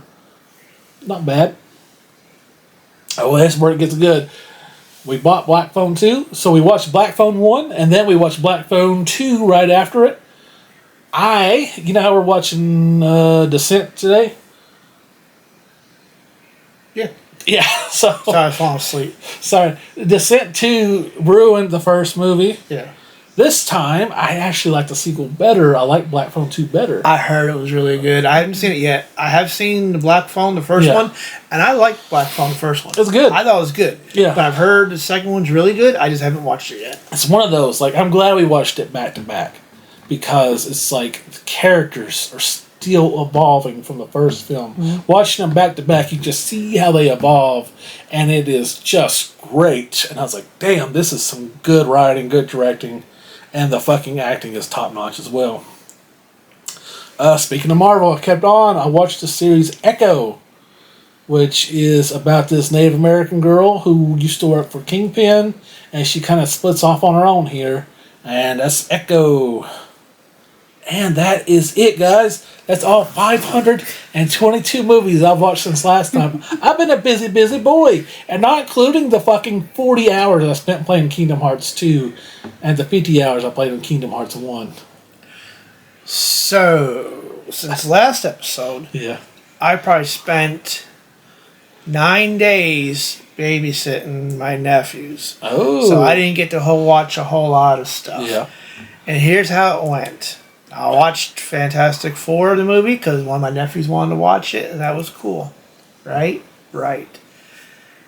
One of my nephews, I took to the movie theaters, and we saw the anime Chainsaw Man. I want to see that. I haven't even seen it. I want to watch the anime yet. Well, here we go. I had never seen Chainsaw Man. Right?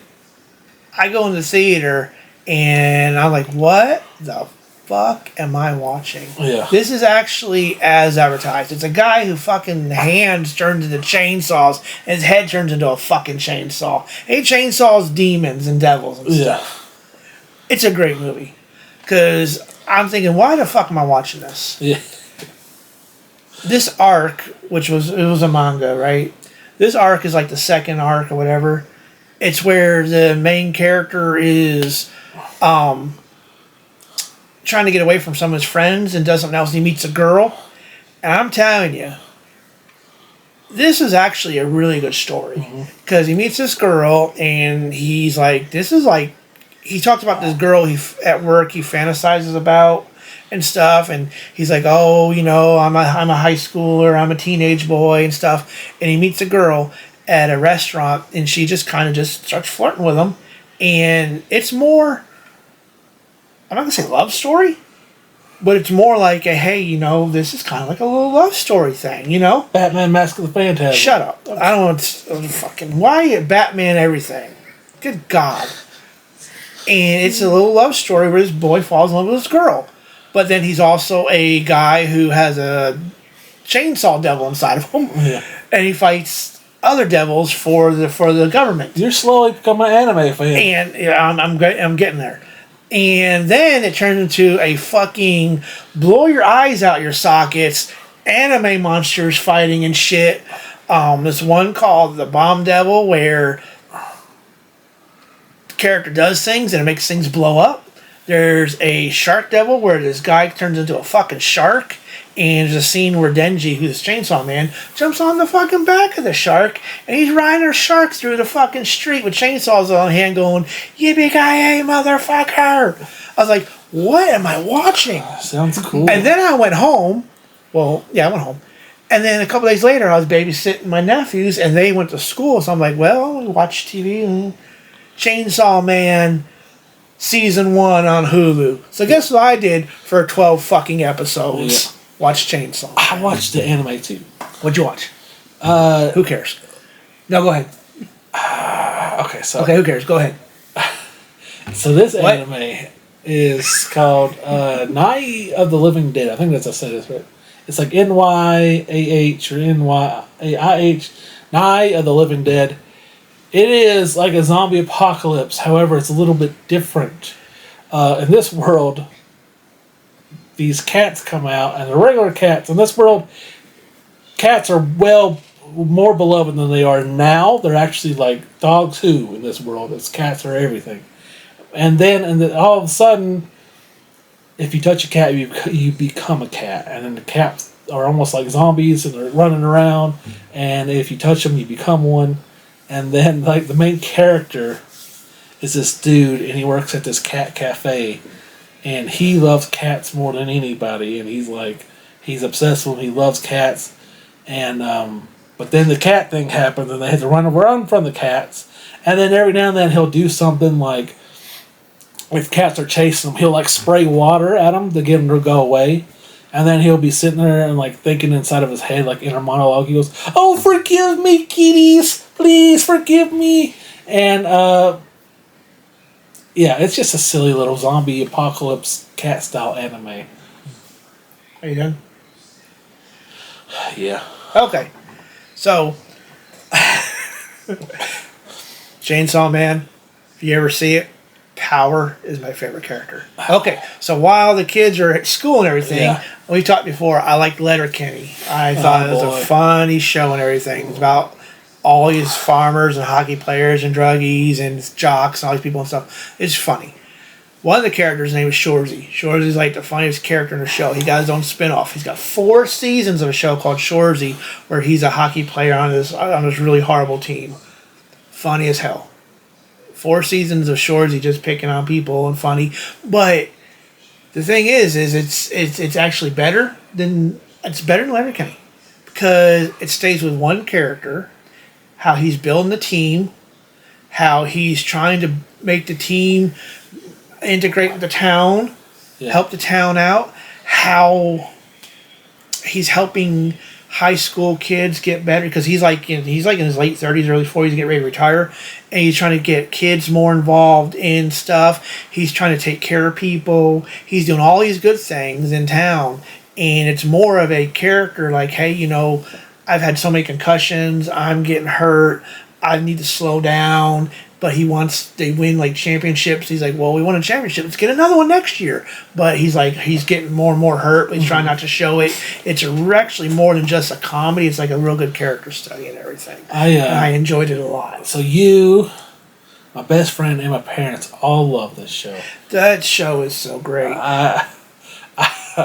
I like it. I've seen the first 2 or 3 episodes. It's okay. Of Letterkenny or Shorzy? Letterkenny. Okay. It was okay. I never wanted to go back, but maybe I will. You go back. Some of the seasons on Letterkenny are better than others. Yeah. And the first season, they're trying to get their footing on some of the stuff. They're trying to introduce all the characters at once, and you can't, everybody doesn't have the long arcs till later. But Shorzy is not for families. There's a lot of cursing in it and stuff. A lot of people talking about sexual and drug things. So I'm sitting there with my nephew, and I said, how old are you? He says, 7. I said, well, I don't know. I always thought you were 6 instead of 7. 6, 7? Yeah, I had to throw that in there. Yeah. And he's like, why are they saying all these words? I keep hearing these words. I'm going to start repeating those words, and you're going to get in trouble. I said, you are just saying something that somebody else told you to say, that you're not supposed to be listening to movies that have curses in it. So you're going to say, oh, he's going to listen to them and repeat them and stuff. I beat the crap out of my nephew after he did that. I said, you do not repeat these words, and you don't tell anybody we're watching this show. And I just told everybody. Dwayne's Adventures in Babysitting. That's right. It was great. I tell my nephew, I said, it's 8:30, time to go to bed. My other nephew goes, well, it's 8:28. He's got another minute. I said, who are you to talk to me like that? I told him to go to bed now. It's 1 minute. By the time he puts his tablet up, gets his stuff together and goes downstairs to the bedroom, it'll be 8:30. Fuck your minute. Nobody told you to say anything to me. Oh, shit. Oh, I had a good time. We were wrestling and playing, and we were watching cartoons and all kinds of good stuff. Anything good? No, kid cartoons. Not like Clone Wars or something like we would like. Yeah. Kid cartoons. I think we watched, I don't know. What the hell we were watching? I don't know. Oh, Gumball and some of the others. I actually like Gumball. And yeah, kid cartoons. All right, I'm done with what I'm All right, yeah, that's it for this time. Well, the movie. Why did we watch this time? The fucking movie. All right, guys. We'll have more stuff that we're going to watch on the next episode of The Monster Dome.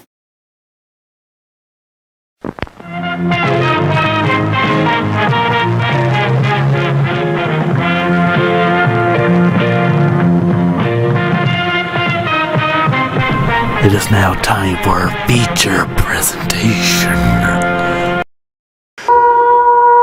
Spoiler warnings. All right, everyone, next on our list that we're going to talk about reviewing was A Naked Gun 2.5 from 1991. Washington, D.C., where violence explodes every day. But America's toughest cop is pounding a new beat. Lieutenant Drebin. The police squad is back. Freeze! Is this some kind of bust? Very impressive, yes. They're ready for action. How you doing, Trooper? Ready for love. I'm lonely, I'm lost, I need someone to hold, to love. Frank, over here. And ready for seconds. In the movie that proves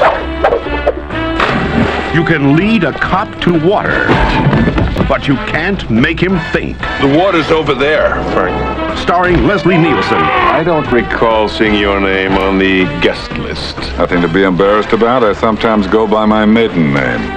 If it's not dangerous, he's not interested. Priscilla Presley as the irrepressible Jane. Robert Goulet as Quentin Habsburg. The truth hurts, doesn't it, Habsburg? Oh, sure. Maybe not as much as jumping on a bicycle with a seat missing, but it hurts. George Kennedy as Captain Ed Hocken. Congratulations. I understand that Edna's pregnant again. Yes, and if I catch the guy who did it... And O.J. Simpson as Nordberg. Step on it.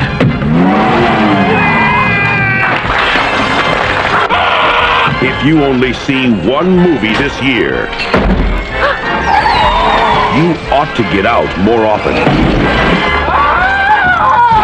The Naked Gun 2.5. The Smell of Fear. Give me the strongest thing you got. This is a sequel so big, they had to add another half.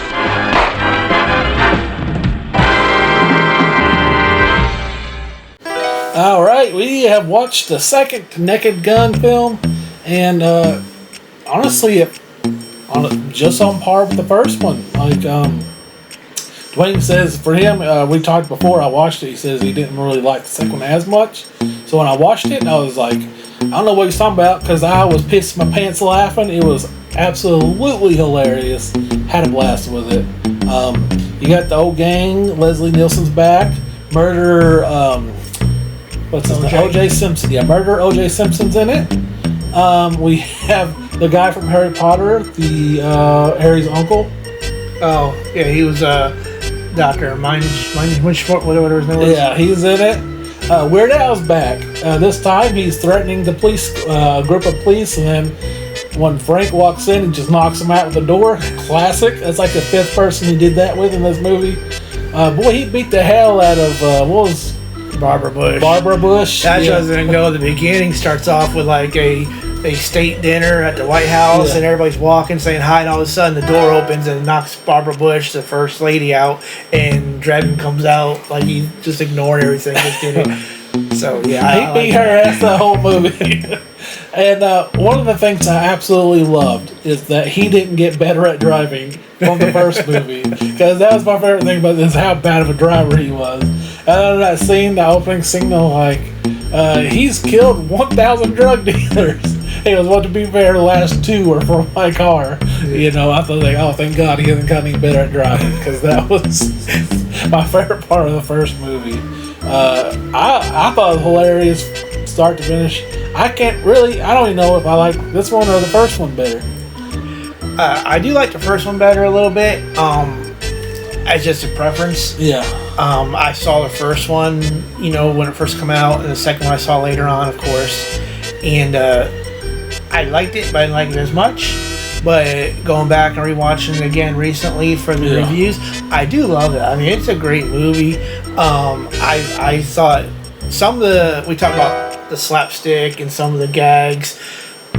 This one, George Kennedy's in it also still as his partner, and he goes, hey, he goes, hey, I heard your wife's pregnant. Congratulations. And he goes, yeah, and I found the son of a bitch. It's great. That's one of my favorites. I really enjoyed the scene where, oh, good God, I just went blank on it and everything. They're talking to the guy that was a scientist guy, and he's talking about all these things, and they're like, yeah, we made a improvement in this and that and this and that, and a footprints. He goes, I'm going to be on Geraldo tomorrow. And they go, oh, because of your all the scientific things you did. He said, no, my wife's a transsexual satanic worshiper. Yeah, that's funny. And I'm glad they didn't go easy on OJ again. The first one, he kept getting hurt, and this one, same thing. I was like, good, he deserves it. There's a scene where he's like working under a car. They get up in the car and drive him and drag him all over town. And then like he gets set loose and he gets sent under like a Greyhound bus, gets straight to like Detroit. Yeah. And that's hilarious too. Like later on, a few scenes later, Frank's like, hey, you and Murder OJ's could come in the morning and do this with me. He goes, what do you mean he's in Detroit? That's funny. I'm so torn on which one I like better. I love the scene where they're like kind of disguised as a mariachi band. Yeah. And then like they get on stage and they play and they're really get into it, and the guy from Harry Potter is in the wheelchair and like his chair's moving just like they are. I thought that was hilarious, and oh my gosh.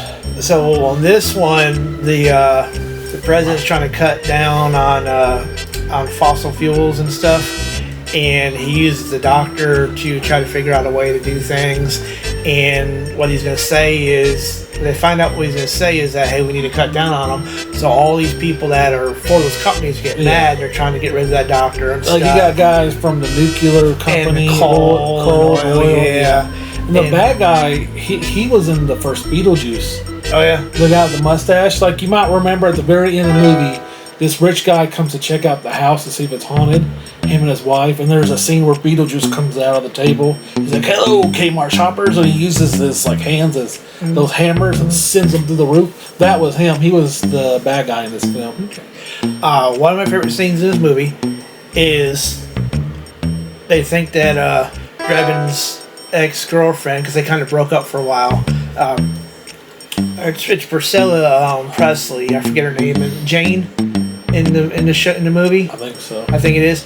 She's taking a shower and somebody's trying to kill her. And as she's in the shower, she starts singing the song "Memories," and then the killer starts singing along with her. Yeah. First he's like whispering it, and then it gets to the point he starts really singing it. So here you are, he's getting ready to kill her, and he's listening to her singing, so he just starts singing with her and everything. And then Drebin gets there and they get in a fight, and they're using like electric toothbrush on each other, and their hair dryer on each other, and they're throwing like towels at each other and everything. And I just thought that was funny. Like to throw a towel, he's like, "Ooh." Yeah, this is pure silly shit. Like I said in the first one, this is such a fucking man movie. This is built for fucking men. This is what we find funny. And this one is just as good for me. I love the scene where like he meets that Jane's like I guess boyfriend or love interest as well. The bad guy comes out and Frank's clearly jealous. He's kind of throwing some jabs on him. And he goes, "Let's handle this like adults. Ain't that right, Mr. Poopy Pants?" And shit like that. Oh man, if you like the first one, this is just gonna be right up your alley. This movie was hilarious, just fun, dumb fun the whole way through. You got anything else there, Dwayne? No, I said the original Naked Gun is one of my favorite movies of all time. Yeah. So it's on a pedestal. This one, I don't think is as good, but it's not a bad movie at all. It's really good. It's just not as good as the first one. So I really love the series. I've always loved Leslie Nielsen. Yeah. I just think this is just a great little series, and I love them. And I actually went to the theater to see the reboot with Liam Neeson. I enjoyed that a lot actually too. And I just liked it, and a lot of funny parts in it. And there's just so many little one-liners and stuff. I can't even go through them all right now and everything. But I loved it, and I'm going to give it a good old 7 out of 10. Ooh, yeah. All right, guys. It's time for my pros and cons for Naked Gun. The Smell of Fear, I think. My pros. Pissy pants laughter. Weird Al cameo. Non-stop hilarity. Abusing murderer O.J. Simpson. My cons. Not a goddamn one. Alright guys, here is my score for The Naked Gun 2. The Smell of Fear. I'm giving it 8 Weird Al cameos out of 10.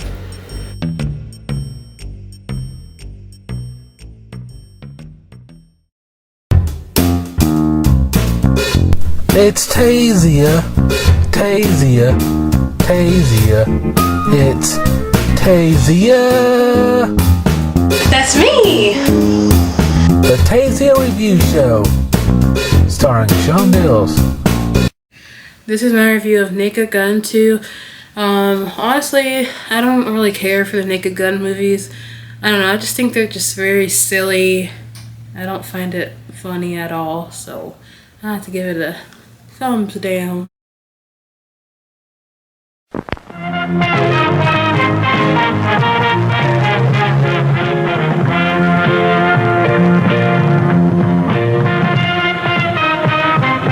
It is now time for our feature presentation. Spoiler warnings. Alright guys, we're about to review Dr. Fives Rises Again, and this is from 1972.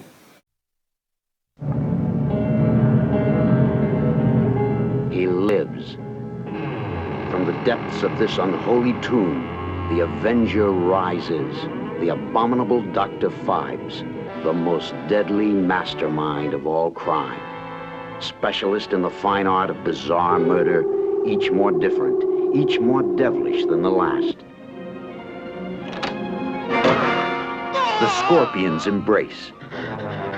You bloody man!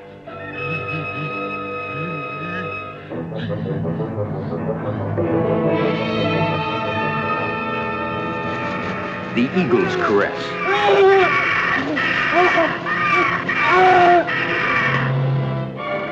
The sausage machine.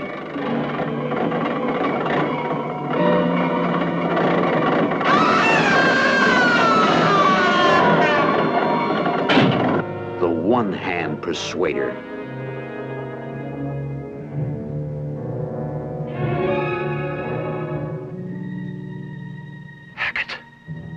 He has nothing to say, sir. Touché, Dr. Fibes.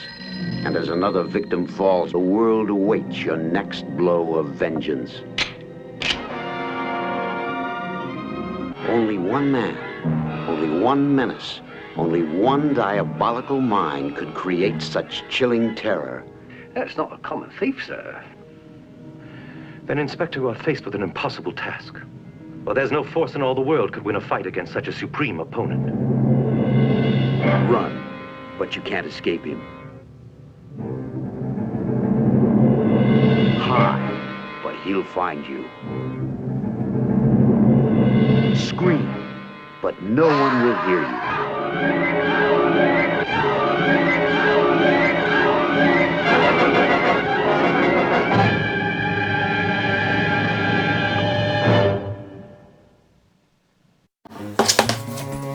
Okay, this came out, what, 1 year after the original? Yeah, I think just a year after it. What'd you think, Dwayne? This you've been telling us for a while that Dr. Five, you love the Dr. Five movie. Did the sequel hold up to you? Well, like most sequels, it's just not as good as the first one. Yeah. I did enjoy it. Dr. Fives is probably my favorite Vincent Price movie. And then when I saw there was a sequel to it, I was like, heck yeah, I'm gonna watch that now. And I think it's a really good movie. I think it goes where it goes a little higher up, like it tries to make the kills a little more exotic. Yeah. Is a way to say it. But there's not as many. There's definitely not as many. The first one he killed like 12, 13. Yeah, he killed a bunch of people. And this one, like I said, he tries to make them like a little more exotic, a little more over the top.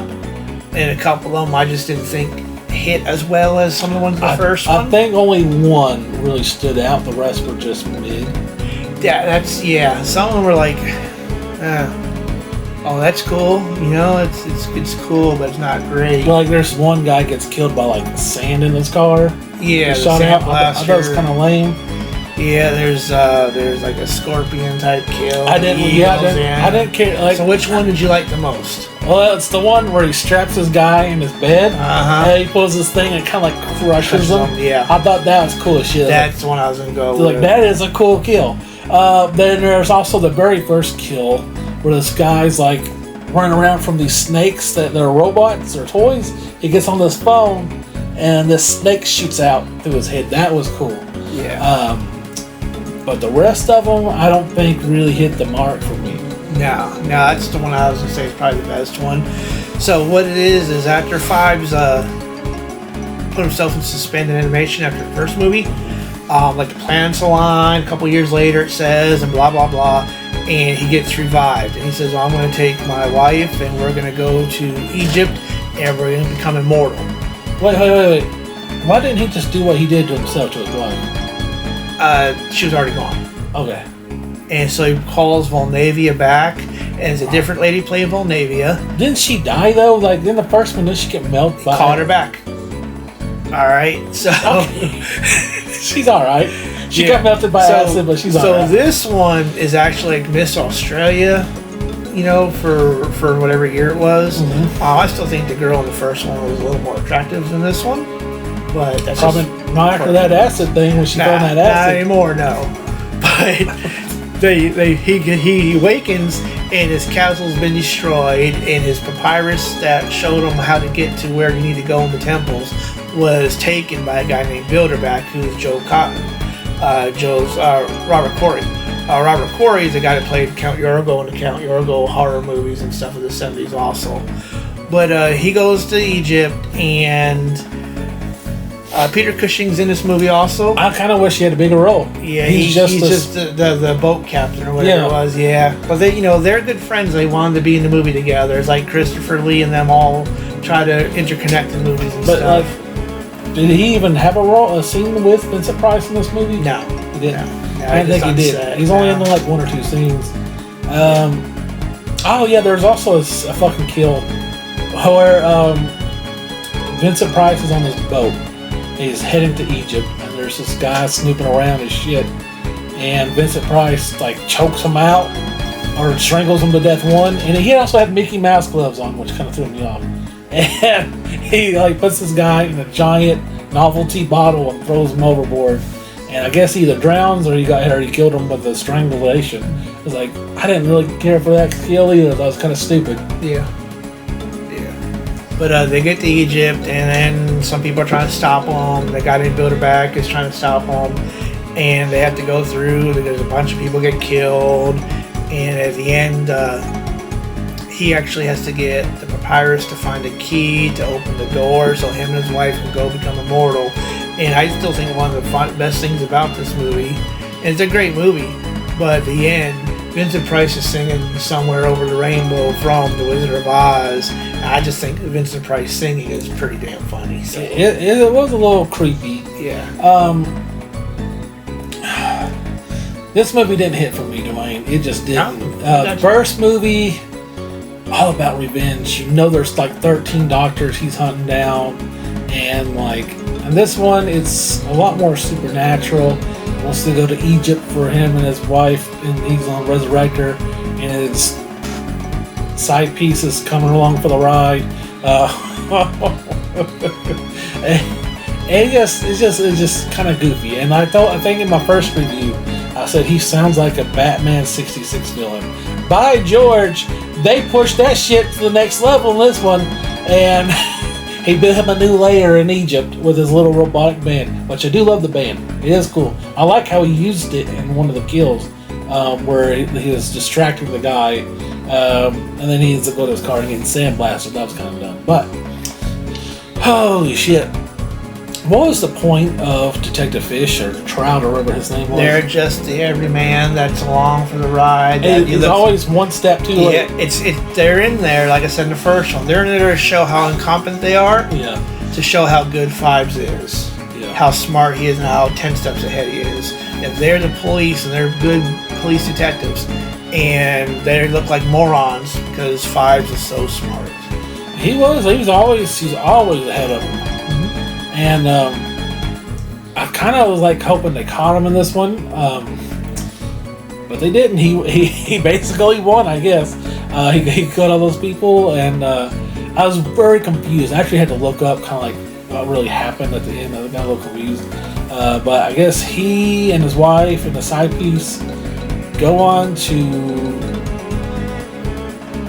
I don't know, this area. It almost reminded me of the scene, the last Lord of the Rings film, where Frodo and a bunch of other characters go off to this place, kind of like heaven, and like Vincent Price sells off for them, and they lock the doors behind them, and then the guy who's trying to get immortality like they are, he gets locked out and gets turned into a skeleton. And I was really like, what the hell is this goofy shit? Is he selling away to like heaven or afterlife, or what is that? That's really confused on how that worked. Did you understand it better than I did? Yes. Okay. All right. Would you like to explain it? No. Okay. No, Bilderback dies because he's been using Dr. Fives' formula to keep himself alive, keep himself young. So he doesn't have it. He aged really, really quickly. Okay. And Fives is trying to go away to go to eternity, like you said, like the end of the Lord of the Rings, or the elves and Frodo and oh good God, Gandalf go away at the end to live forever on an island. They're trying to go somewhere in the temple and go to the afterlife and live together in harmony and peace and all that good stuff. Him and his wife are going to be together forever. And a side piece. Well, Navy was there too, yes. I don't know if she's going to live with him forever. She's going. I thought she was doing something else. Remember, she kind of faded away, going down that one aisle. Well, she'd been melted before with acid before. Did he not say, "Come on, bitch, get in the boat"? Or No, he did. It was him and his wife. It wasn't him. I thought she You're was so much about that side piece there.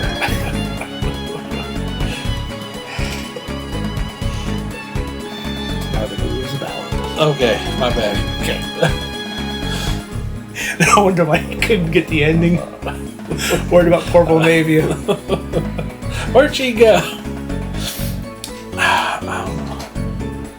Final thoughts and rating, Sean?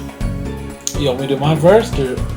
Well, since you're just sitting there dreaming about Volnavia, I try to get you back to Earth. Okay, my pros and cons. Sure. For Dr. Fives rises again. My pros has one or two okay kills. Vincent Price and his Vincent Priceness, amazing. He is definitely like a Batman 66 villain, especially in this one. My cons. Wasn't a big fan of the plot. It went way supernatural in this one.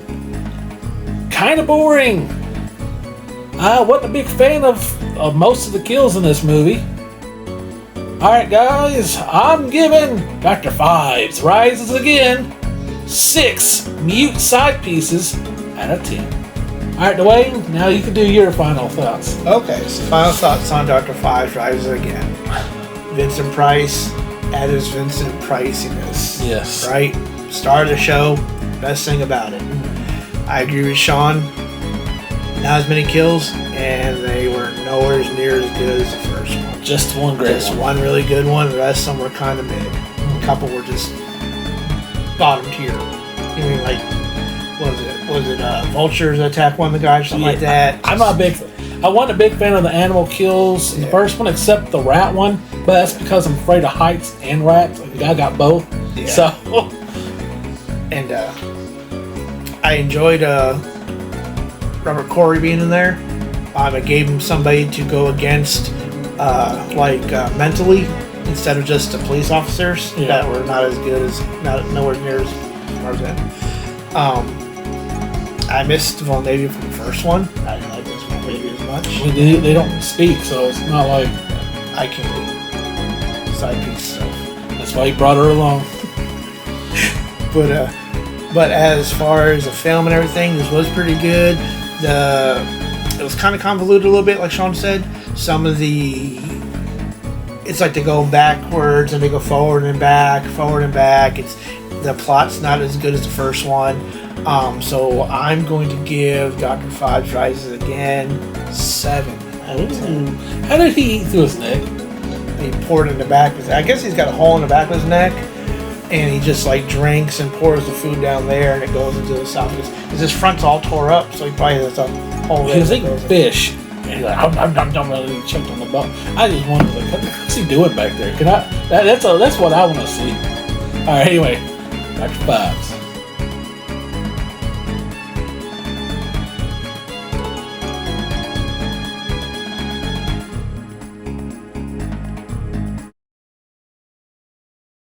Alright guys, we watched a bunch of cool stuff, but, we like horror movies, so what got kill of the night?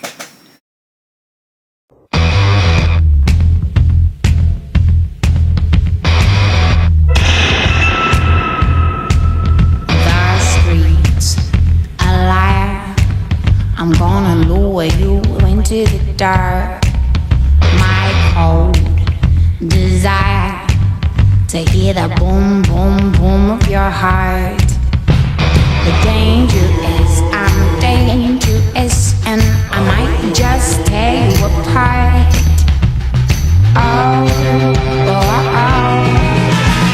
I'm gonna catch ya, I'm gonna get ya. Oh, oh, oh. I wanna taste the way that you bleed. Oh.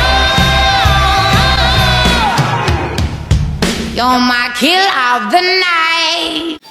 Alright, Dwayne, a couple good kills this episode.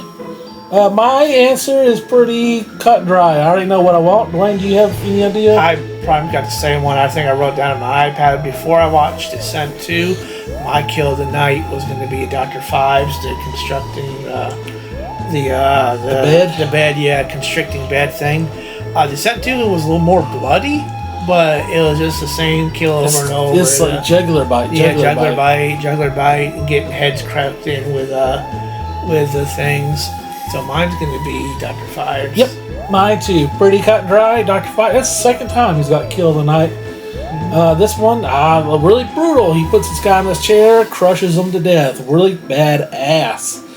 Well, Dr. Fives made 2 movies, and both of them got killed of the night. I was trying to think of, was there any killings in the other movies? I know there's a bunch in Hellsing and stuff.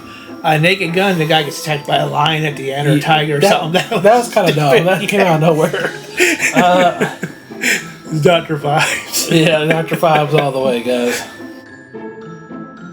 Well, Dwayne, did you have fun tonight? No. Okay. Well, what was your favorite movie tonight we watched? So we talked about this. I love Dr. Fives. I love Vincent Price. Yeah. I think I'm kind of desensitized to it a little bit because I've probably watched it, and this is no lie, 20 times. Damn. I probably watched Dr. Fives, Dr. Five Drives again about 20 times. Yeah. The Naked Gun series is so great. I love them, but I didn't like the second one as much as I liked the first. Descent 2, I'm not going to fucking waste any more breath on that. Yeah. That's obviously getting our lowest for tonight.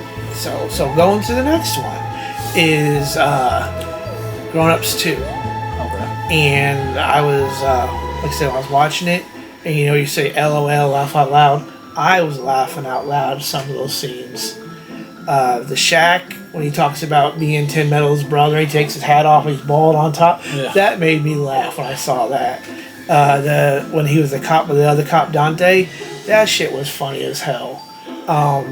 When they were making fun of the guy that had the crooked eye that's been in all the Adam Sandler movies. That's great.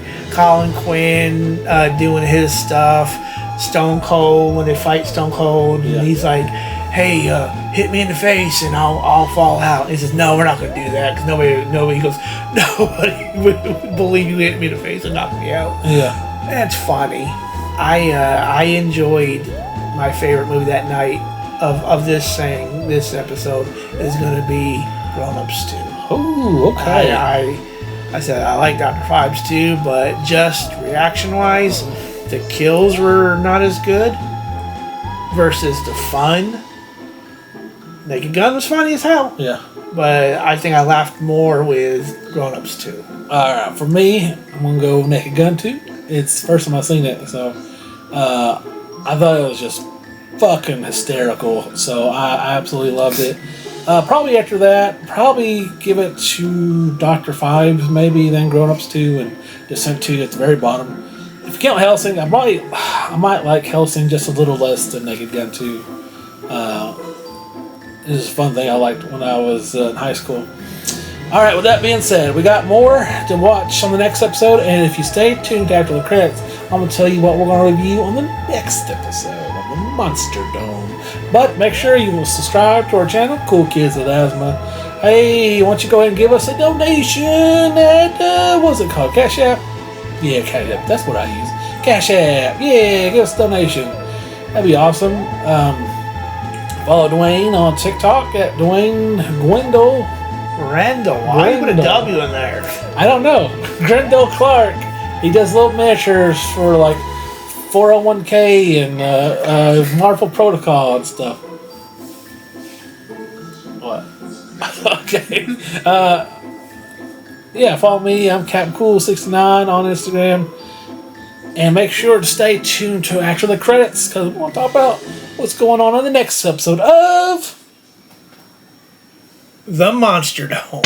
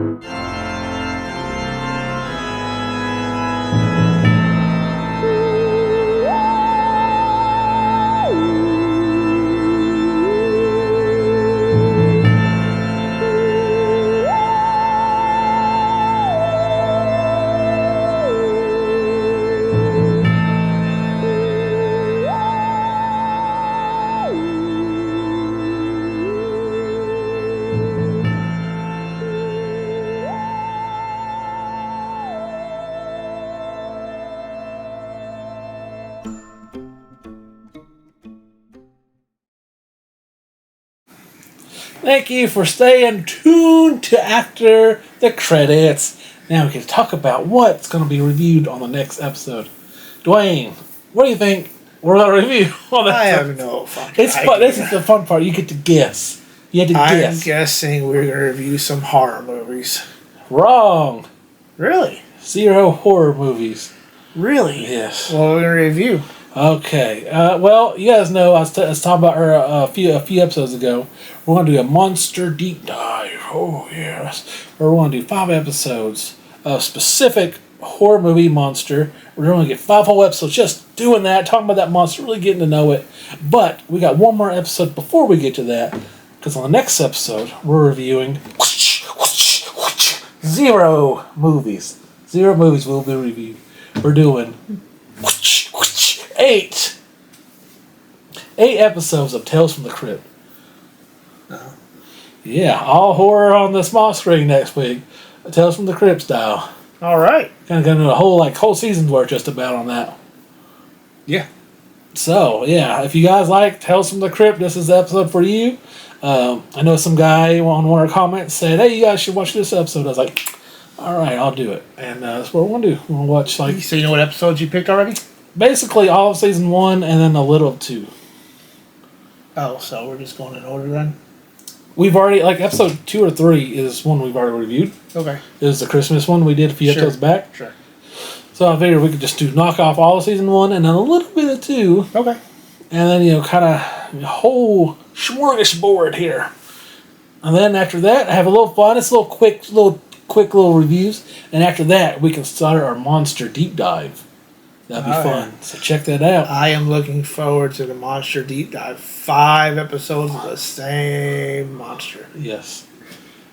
I feel like there's sarcasm, but... Oh, really? God damn it. All right, Is that going to be like the tournament around the world for 2 years? It's 5 episodes, not 12. That was 12. All right, guys. Anyway, we'll see you on the next episode of The Monster Dome.